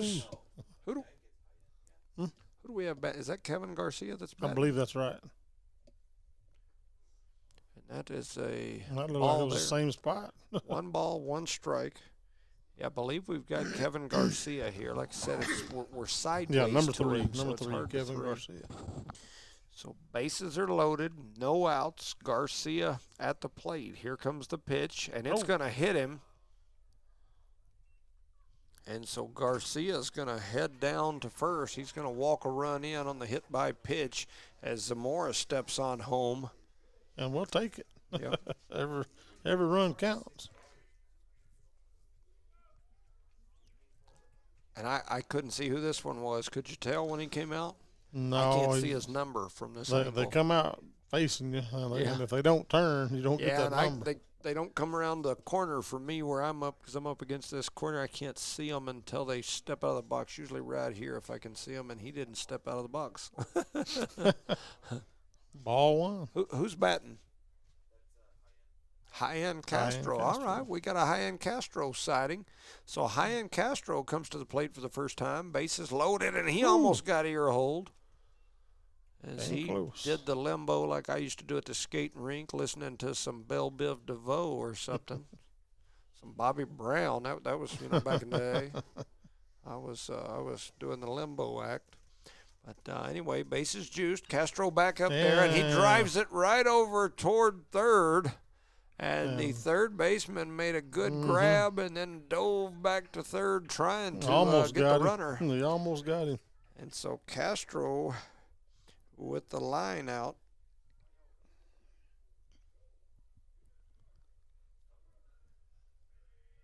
So this is Billy Blevins stepping to the plate. And that ball's driven over toward right field. It's going to get down. It is. It does. One run going to score. Here comes another. They're going to score two on the Billy Blevins 2 RBI, or that would end up being a 3, huh? Yep. Yeah, he got 2. third. Oh, yeah, no. so he got 2 RBIs out of it. I can just barely see around that corner to see third from my angle, but he scored 2 on that. So a 2 RBI and left single. Runners at first and third. Got him on the corners. Yeah. And that'll bring up Bubba Cerna to the plate. And, when you see stuff like this, you can't help but think that Portales team is probably thinking all them runs we just we should have kept on walked, pumping. yeah, because the Cardinals started getting some bats going here. And it'll happen. And so Bubba Cerna comes to the plate, runners at the corners, 1 out. There goes Blevins, big breaking ball. Man. I didn't see a call. No, I think it was a ball. So ball 1. Yeah. So 1 ball, no strikes, 1 out here. Runner advanced now, second and third. Yep. Umps moving over to the other side of the field, and that ball is inside for ball 2. 2-0. Yeah, Portales might be rethinking this deal. Yeah, they had several spots where they had runners that weren't running and whatnot, and Eunice, there's still a long ways to go, but they've started hitting the ball, and there's a drive way high over the outfield center, and they lose it. It's going to hit the ground as it got caught up in the wind. 1 run going to score, and that was a high that fly was way ball. Up there, and then of course the wind's kicking too now. Yeah, the wind's kicking a little harder, makes them balls move around a lot coming down. So Braylon Jeter comes to the plate, runners at the corners. It's now 5-19. The Cardinals at least turning it into a respectable deficit at this point. Jeter at the plate. Here comes the pitch. It's driven down the right field line. I don't know. They're trying to get to it. No. Over the shoulder, trying to make a catch was the first baseman, and it hits the turf. So that was a close one. We dodged a bullet there. No pun intended. No pun intended. So no ball, 1 strike, 1 away. Score 19-5, favor Portales. Eunice is coming. So Jeter's in there ready to go again. Here comes the pitch. It's inside. I thought it got him. Must Close, not have. real close. Yeah. 1 ball, 1 strike, 1 out. Rock boogie, or whatever he says. And I think he only says that on 2-2-2. Maybe I'll go blue on this one. Here's the pitch. Ooh, they call that one out there. That looked extremely outside. Yeah, I can't. Anyway, so 1 ball, 2 strikes, 1 out here. 5-19 is the score. Jeter at the plate. Runners on the corners. Here comes the pitch. Swung on. It's dribbled down the first base line. Going to go foul. Got it right off the knuckles. Yeah. So Jeter trying to stay alive here. Stepping back in, ready to go. Runners at first and third. Jeter in the box. Takes a look. Here's the pitch. It's driven right up toward the short. Short comes up, scoops it up. They're going to try to turn 2, and they don't get the 2, and a run scores. So Jeter with a fielder's choice and an RBI. That'll make the score 19-6. Eunice That'll bring up Jose Calvillo. pecking away at it. Yeah. Or not Calvillo. Calvillo stepped off earlier, and my main man, Tyson Jones, steps in there, the lefty. Braylon Jeter on first with a good lead. Here comes the pitch to Jones, and he drives it high up behind shortstop. They're all going for it. It's going to hit the turf. It was trouble. Jeter turns and heads to third. And so Tyson Jones moves the runners. Yeah, there was a whole bunch. There was like it looked like if you threw some corn out there and a bunch of chickens. They was all out there after the ball. And here comes the Portales coaching staff up to the mound, and he's calling all of his players to the mound.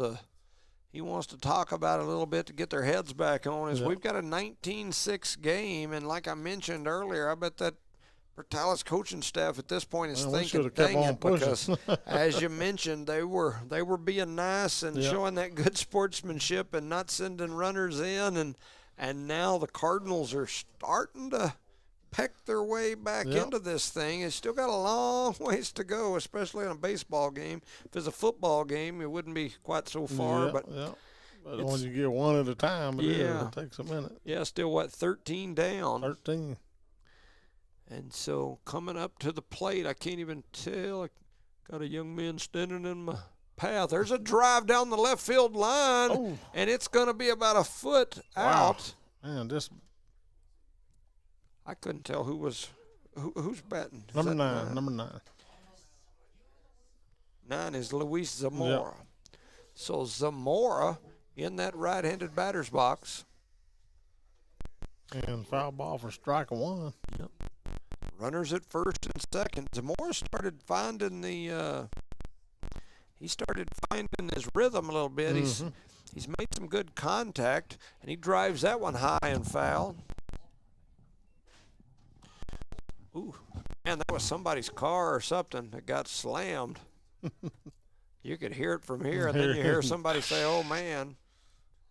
Well, hopefully it wasn't a Dodge, a pickup. So runners at first and third. Here comes the pitch to Zamora, and it's low and outside for ball 1. 1 ball, 2 strikes to Zamora.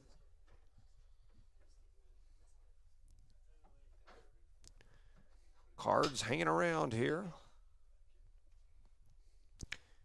Back in there is Zamora. Ready. Here comes the pitch. It's low and outside.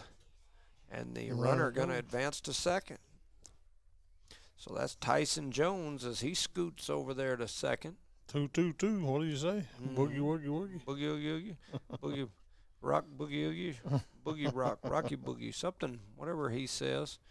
Boogie, oogie, oogie. 2-2-2. Here's the pitch. It's driven down the line, down third. It's going to stay fair. Turning and heading for home are Tyson Jones. He's going to scoot in there.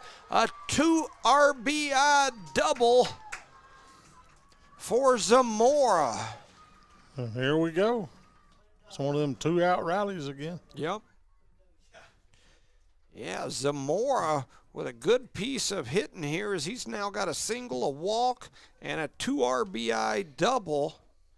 And that'll bring up, on my paper, Tyson Coy to the plate. Young man's got a single and a walk here. Runner standing on second, 2 outs. It's 19-8. The Cardinals trying to work be relevant here for sure. Here comes the pitch. Swing on and miss. Coy took a big swing there. Mm-hmm. Trying to get his feel there. Steps in there again. Here comes the pitch. Oop, he check swinged that one. Almost won. And so they're going to call that one a ball. 1 ball, 1 strike, 2 outs here. We are in the bottom of the 4th. Eunice has scored 7 runs here in this inning. Here's the pitch. Oh, and a big swing and a miss as that ball was high and inside. He's just trying to make contact. Yep. 1 ball, Looked like he was trying to make contact with the police department. Going to drive it out there to the PD.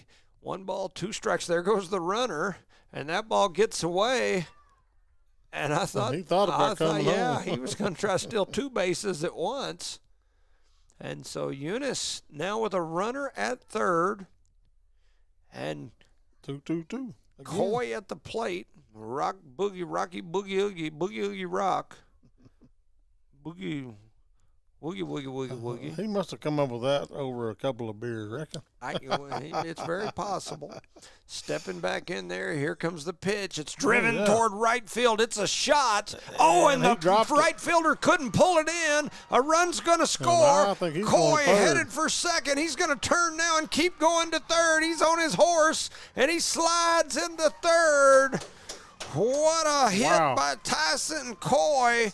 Right fielder couldn't handle it. He's going to get a triple and an RBI. Young man's got a single, a walk, and a triple now. And so that'll bring up Ethan Wilson to the plate, and the Portales coaching staff heads out onto the field again. He's scratching his head and whatever else he can scratch. Dadgummit, he says. Yeah, that's the problem with being nice, is because now Eunice has got it going. And we're right there at the 10. If we get one more, it's going to go on past that fifth inning. Yep, that changes. It changes everything for these fans that are out here wrapped up looking like they're at the North Pole, and they got blankets and toboggans and they're out there shivering, and now it changes everything. I wouldn't be surprised if they brought the pitcher back from the beginning of the game, because we had fits with him. I don't know what his pitch count was. It couldn't be too high. That's true, and I don't either. He was slinging them there at the beginning. Yeah, so it looks like we're definitely going to have a pitcher change. It looks like maybe they're going to change shoes. I can't tell what they're doing. The whole team's out there untying their shoes or tying them or something. Trying to see what the number is on this young man that just went to the hill. I want to say 10, maybe. He'll turn his body our direction. Turn around, son. 17. So 17 for this team is Elijah Tejas. And so he'll go to the hill now. When you watch baseball or softballs even more so, but sometimes the pitcher can just make a huge, significant difference. And like in this game, the Cardinals had fits with Gutierrez. Caden Gutierrez gave Eunice fits. Ever since he came off the hill, the Cardinals started making contact and making some things happen. Right. And so, anyway, Portales has now tried a couple of different pitchers, and the Cardinals have played pretty well. So he's going to warm it up a little bit. And there's still some kids out there tying shoes or changing shoes or doing something. I couldn't, like I said, it almost a whole looked like bunch they were of 'em. changing shoes. I don't know. Maybe there's some pitching shoes you wear to pitch. Maybe that's possible. I don't have any idea. No idea. So warming up here, we are in the bottom of the fourth, and Eunice is within 10. We were down by 18 a few minutes ago. Yeah. So I think we would need one more run to keep this game from ending right here. One more run would keep it from ending. And coming to the plate is number 14, Ethan. No, we'll have Wilson. one more inning either way, right? Will we? This is the fourth. Yeah, because it's fourth. Yeah. You're right. So it will go that other. So, but one run anytime in the next inning and a half could prolong the game. Prolong the game. So Wilson steps in there, 2 outs, runner on third. New pitcher on the hill for Portales. Kicks and fires. And that one's in there for strike. Yep. 0-1. This pitcher, as I mentioned, is Tellez, Tellez. Tellez. He's ready to go. Kicks, fires toward home. Big breaking ball. Almost hits Wilson. Wilson was limboing there. Doing the limbo. If he'd have just limboed a little bit less, he'd be standing on first right now. And that was a big, slow breaking ball. Probably wouldn't have hurt too bad. I don't want it to hit me, but when you're young like Wilson, you can take it. That's right. And that ball's going to be low for ball 2. 2-1 is the count. 2 outs. 19-9 is the score. Got a runner on third. Yep. With the leadoff. And Wilson at the plate. He took that one off the hands on the foul ball. So we've got that 2-2-2 on the scoreboard again. Rock boogie oogie. Woogie woogie woogie woogie. Rocky boogie oogie. I can't ever remember it, so I throw out everything possible out there just to keep that luck on my side. And that ball's going to go all the way to the backstop. He's coming headed in. for home and sliding in there safely. And there's that next run we talked about. Tyson Coy, he steals home on the pass ball. And now we got a 9-run game. It's 19-10. And the Cardinals trying to stay alive. And Portales has got to be sitting over there going, why didn't we score all them runs when we had people on the base and we were stopping them at 1? So Wilson steps back in there with a full count. And he's going to head to first on the walk. Ethan Wilson, that's his second walk in as many at-bats. As he came in late, and we've got a going to have a designated runner. Okay, gotcha. Bench runner. Yeah, who is that? Wilson's going to step Number off. 8. 8 is going to come on. I don't have an 8. Who is 8? This says Zeke Garcia. Is that who that is? Zeke Garcia, maybe? So Luis Gomez, maybe? They said Luis Gomez is what the youngsters up here in the booth are telling us, so we'll say it's Luis. And outside for ball 1. And who is that at the plate now? I was trying to figure out who was on. Yeah, don't know that either. All right, so here we go. Here's the next pitch. Swung on and fouled off. That's number 3, Kevin Garcia. 9, I think. 9? No, 3. You're right. 3. So that is Kevin Garcia. So Garcia steps in there. 2 outs, 1 ball, 1 strike. We believe that's Luis Gomez standing out on first. So I would guess he'd probably go, but he's going to take that one right down the middle for strike number 2. You know, that first baseman must be a good-sized kid because he's standing out there beside Luis Gomez, if that's Luis, and I think it is. And he makes Luis look kind of small, and Luis is a big kid. That's going to be outside for ball 2. 2-2-2. So here we go with some Rocky Boogie Oogie Woogie Woogie. Woogle Woogle Woogle Woogle. 2-2-2 on the board. Kevin Garcia at the plate. Gomez with the small lead over at first. Here comes the pitch, and it's outside. And, man. Wow. That ball looked outside to me, but apparently the ump is ready to go home. He calls him on the corner for the strikeout, and that'll end the inning, but not before the Cardinals put some runs on the board finally. As they scored 9 runs there in that inning. We'll move to the 5th. Your Cardinals trailed 19-10.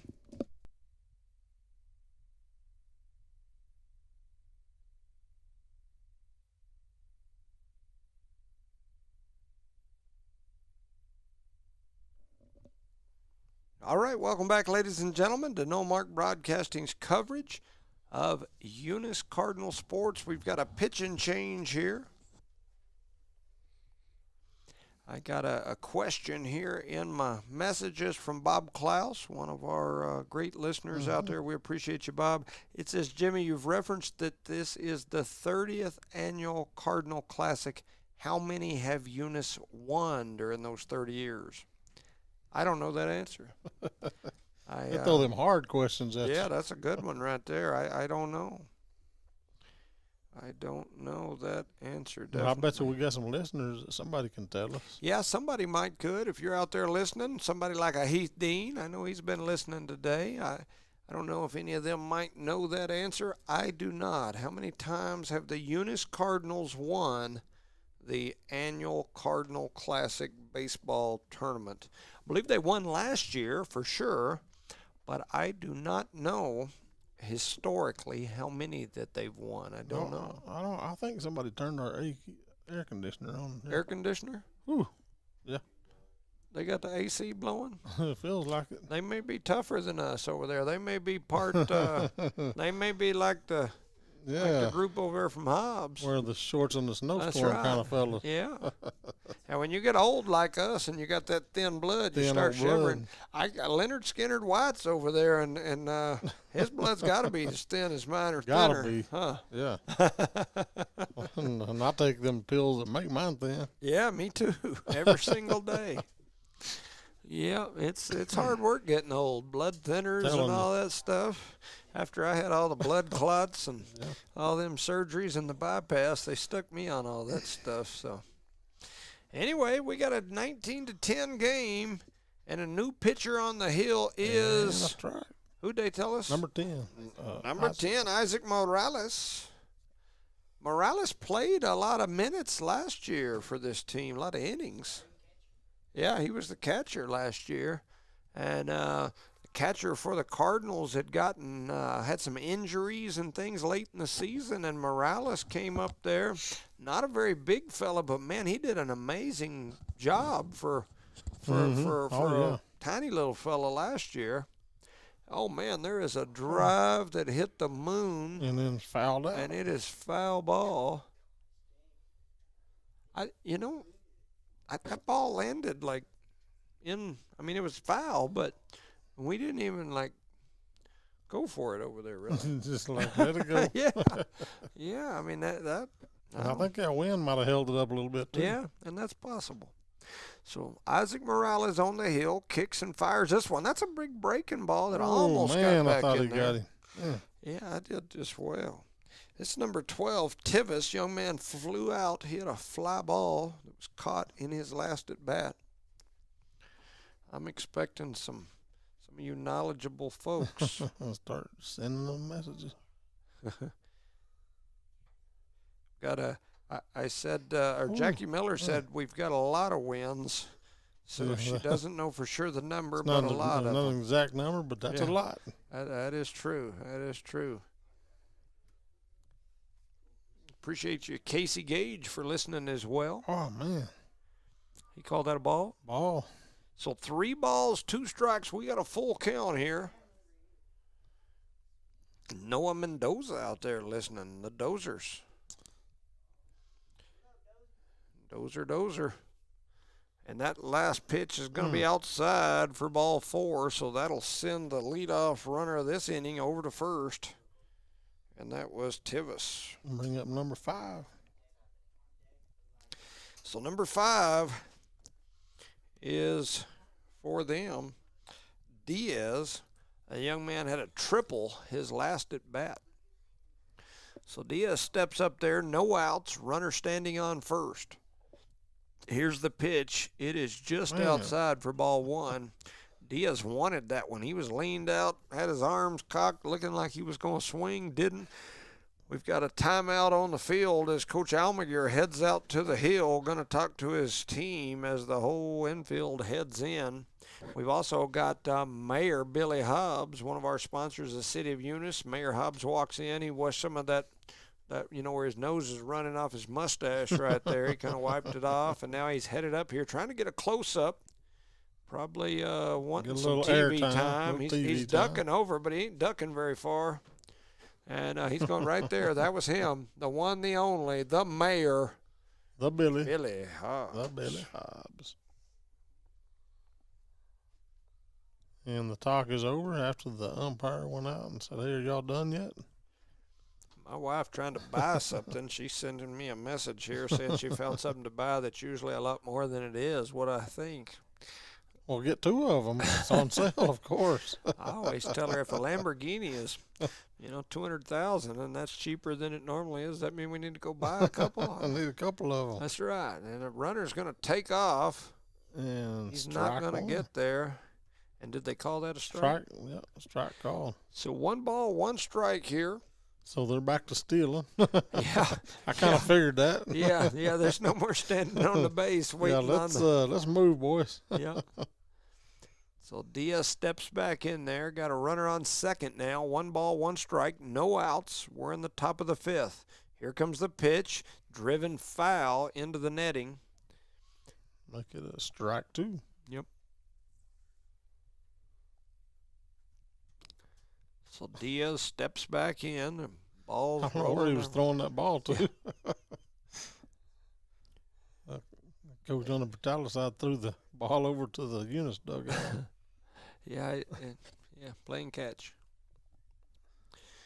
So a couple of warm-up swings there by Diaz, and he's back in there ready to go. And now the pitcher's going to step off the mound.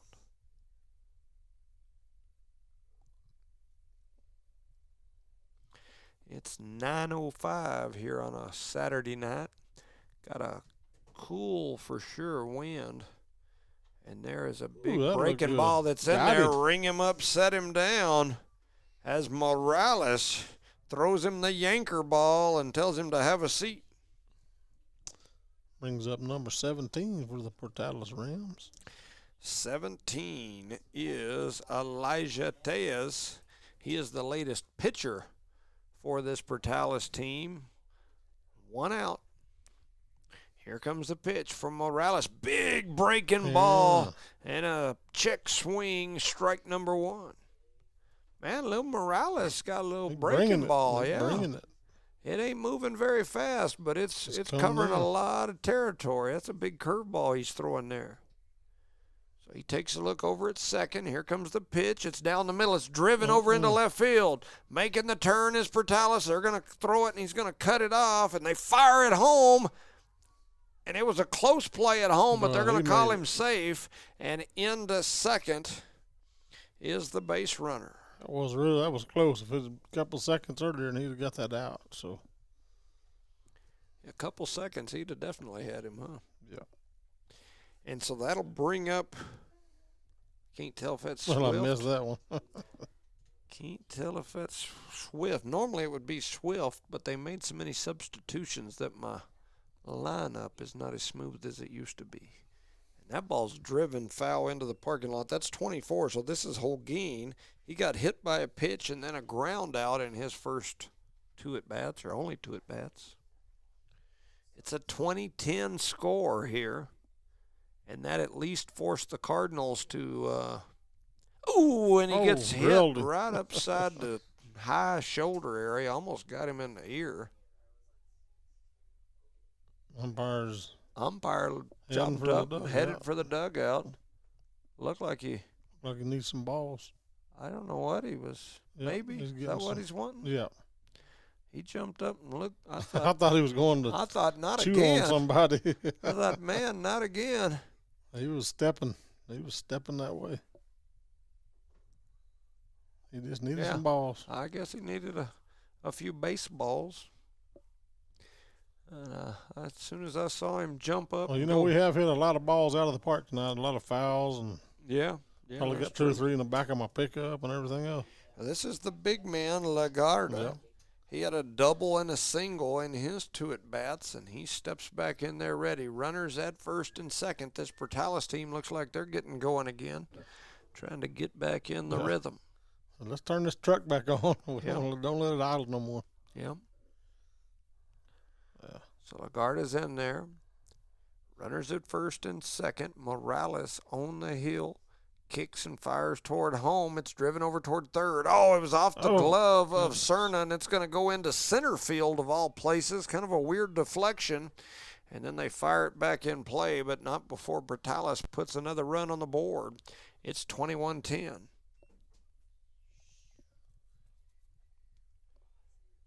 Yeah. What do you say? Make some adjustments with some equipment out there. So we've got a 21-10 score here in the top of the 5th. Portales on top of the Cardinals. And that's almost like a football score, 21-10. Yeah, you're right. And so this is it Saunders? He takes that pitch on the outside corner for strike 1. That is Saunders.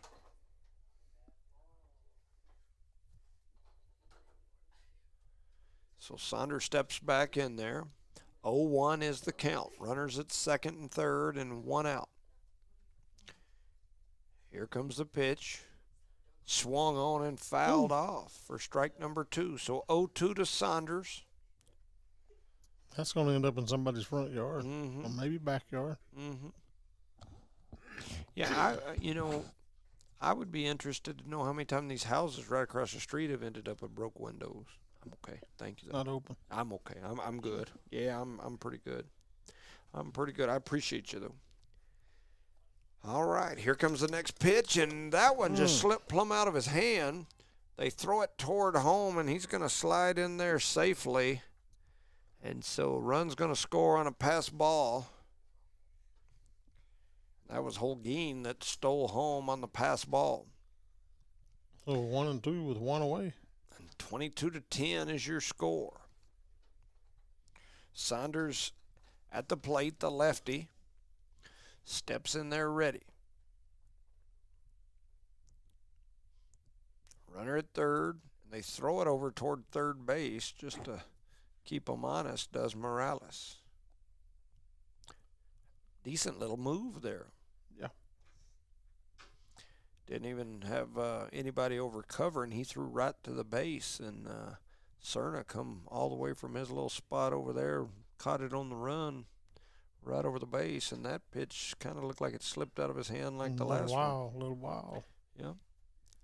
Yeah, that was like the Wild Thing. Was that pitcher from You Make My Heart Sing, and knock like the sign off the fence and whatnot. So, stepping back on the rubber is Morales. He's going to fire it toward home. Big breaking ball, swing and a miss, and Morales for 2 away. Yep. And number 11 coming up. Dallas. So number 11 is Luscombe. Luscombe's got a strikeout, a home run, a ground out, and something else here, but looks like another ground out. 22-10 is the score. 1 ball, no strikes, 2 outs. We're in the top of the 5th. Cardinals now trail by 12. If they could hold them here, they'd need to score at least 3 to keep this game moving forward. Otherwise, it'd be over here pretty soon. There's a big breaking ball that gets back in there for strike number 1. 1 ball, 1 strike, 2 outs. Back in there is Luscombe. He's got that little hair flop out the back of his helmet. Probably business up front and a party in the back.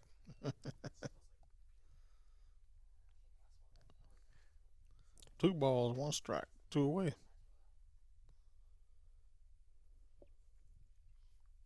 Back on the hill is Morales.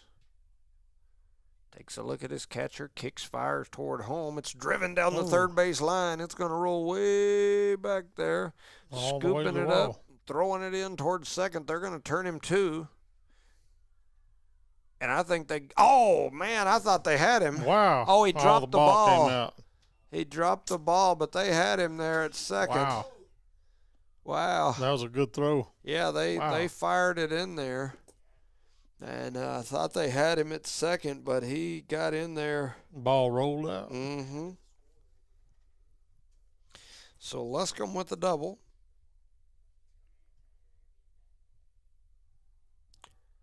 And that brings us, what happened there? Somebody get hit? No, we walked him on purpose.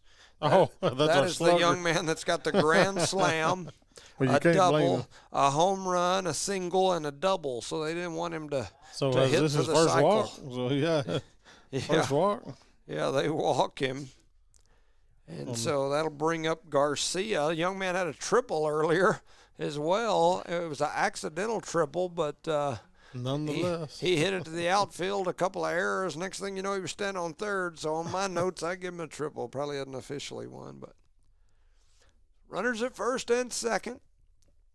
2 outs here as Garcia's at the plate. Morales on the hill for the Cardinals. Portales steps off the hill for the Cardinals. Portales back to those leadoffs there off the bags. Oh, yeah. Yeah, they're back to taking it serious, No, no we're doubt. we're gonna steal if we can now. Coach done gave us a green light. Morales pitches toward home. It skips off the catcher over toward the backstop, and the runners will advance. You've now got runners at second and third. You know, years ago I was coaching a basketball game, and we were playing Lake Arthur, and that was back when our girls were really good. Mm-hmm.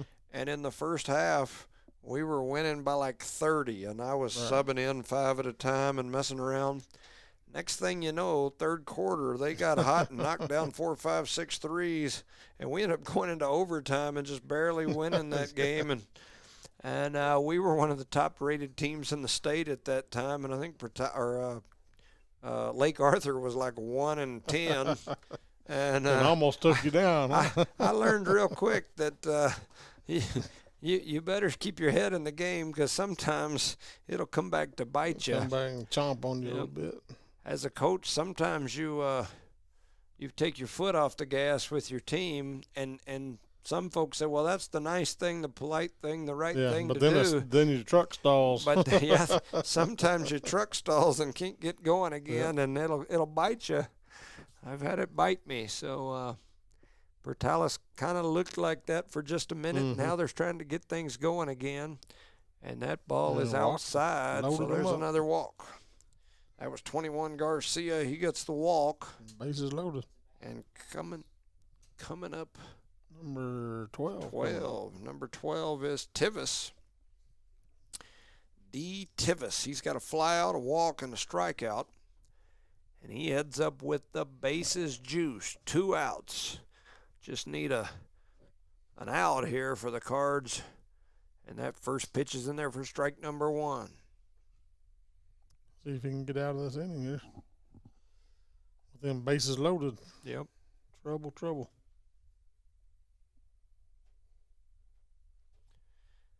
So back on the hill is Morales. He fires it toward home. Big swing and a miss. 0-2 is the count. 0-2, 2 outs. I think we were about 0-2 with 2 outs yesterday when all heck broke loose. And it all broke loose. Yeah, you're right. And it turned into a circus in a hurry. But here we go, 0-2, 2 outs. Morales with the big arm on the mound. He rears back, throws a big breaking ball and gets him. Morales with his second strikeout. And down goes Portales. And so the Cardinals are going to have a shot here to keep this game moving. Yep, going to need 4 runs. But, I'd take 9 like we got on the last inning. I'd be happy with that. Yeah, 9-inning run like last inning, and we and might have back in there. I was going to say, we might have a ball game for sure. For sure. I'll tell you what, we'll send it over for a quick word from our sponsors. You're listening to No Mark Broadcasting's coverage of Eunice Cardinal Sports. Parker Energy Services has been servicing the community for over 17 years. They offer water hauling, dirt work, and disposable services. Dispatchers and sales staff are available anytime, and office staff is available from 8 a.m. to 3 p.m., Monday through Friday. Parker Energy aims to satisfy their customers and give their employees great job opportunities. Parker Energy is family-owned and operated, big enough to meet your needs and small enough to offer excellent and personalized services. Consider Parker Energy support services for all of your support needs. Visit them today at 2350 Avenue O in Eunice.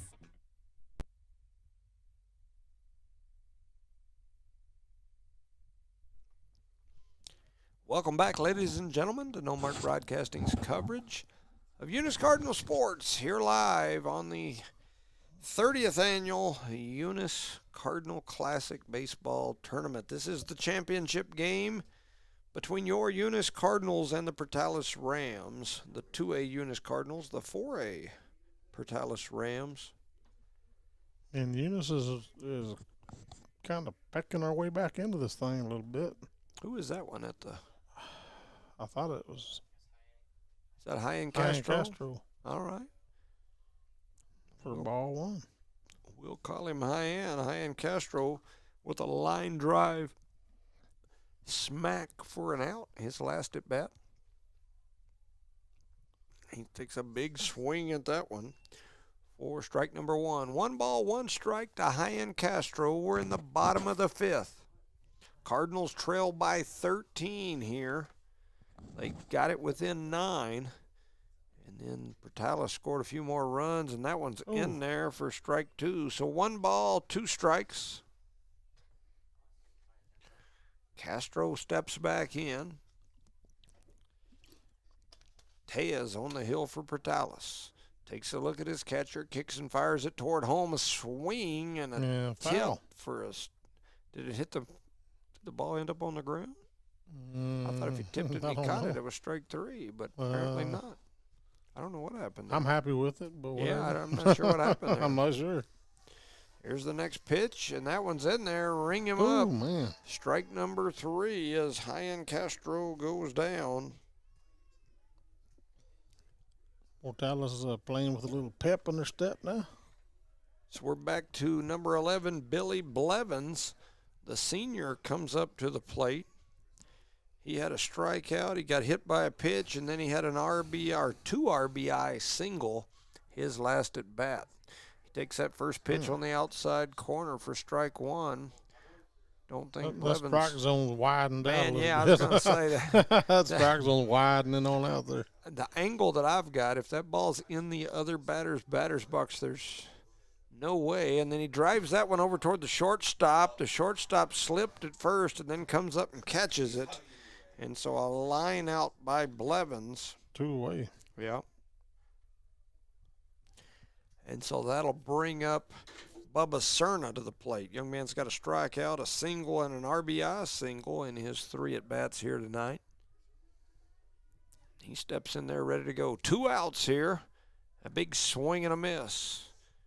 An out here would end this ball game and send us to the heater.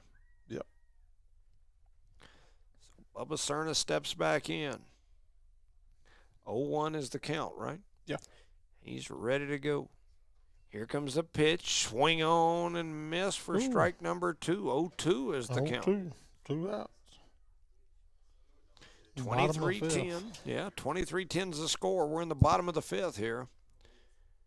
So the Portales faithful over there on pins and needles, they know we're 1 pitch away. And that ball is right down the outside corner for strike number 3. And down goes Cerna, and that is the ball game. Your final score, Eunice 10, Portales 23, and the Portales Rams take the championship game of the 30th Annual Cardinal Classic. We want to just quickly shout out and thank some of these sponsors: Lobo Trucking, Redbird Garage, Devon Energy, Guns Up Services, NMR Pipeline, Redbird Gas, Parker Energy Services, Eunice Health Clinic, the City of Eunice, Eunice Public Schools, Eunice Pump and Supply, Cardinal Hardware, BTH Services and Rental, and Eunice Wrecker and Rental. Thank you all for watching. We appreciate you. We will know our next week's schedule usually they put those out on Sundays, and so we'll try to let you know when we'll be back. We appreciate you listening. For Charlie Fairbrush, I'm Jimmy Jones. Thank you for listening, ladies and gentlemen, to No Mark Broadcasting's coverage of Eunice Cardinal Sports. Good night. Good night, everybody.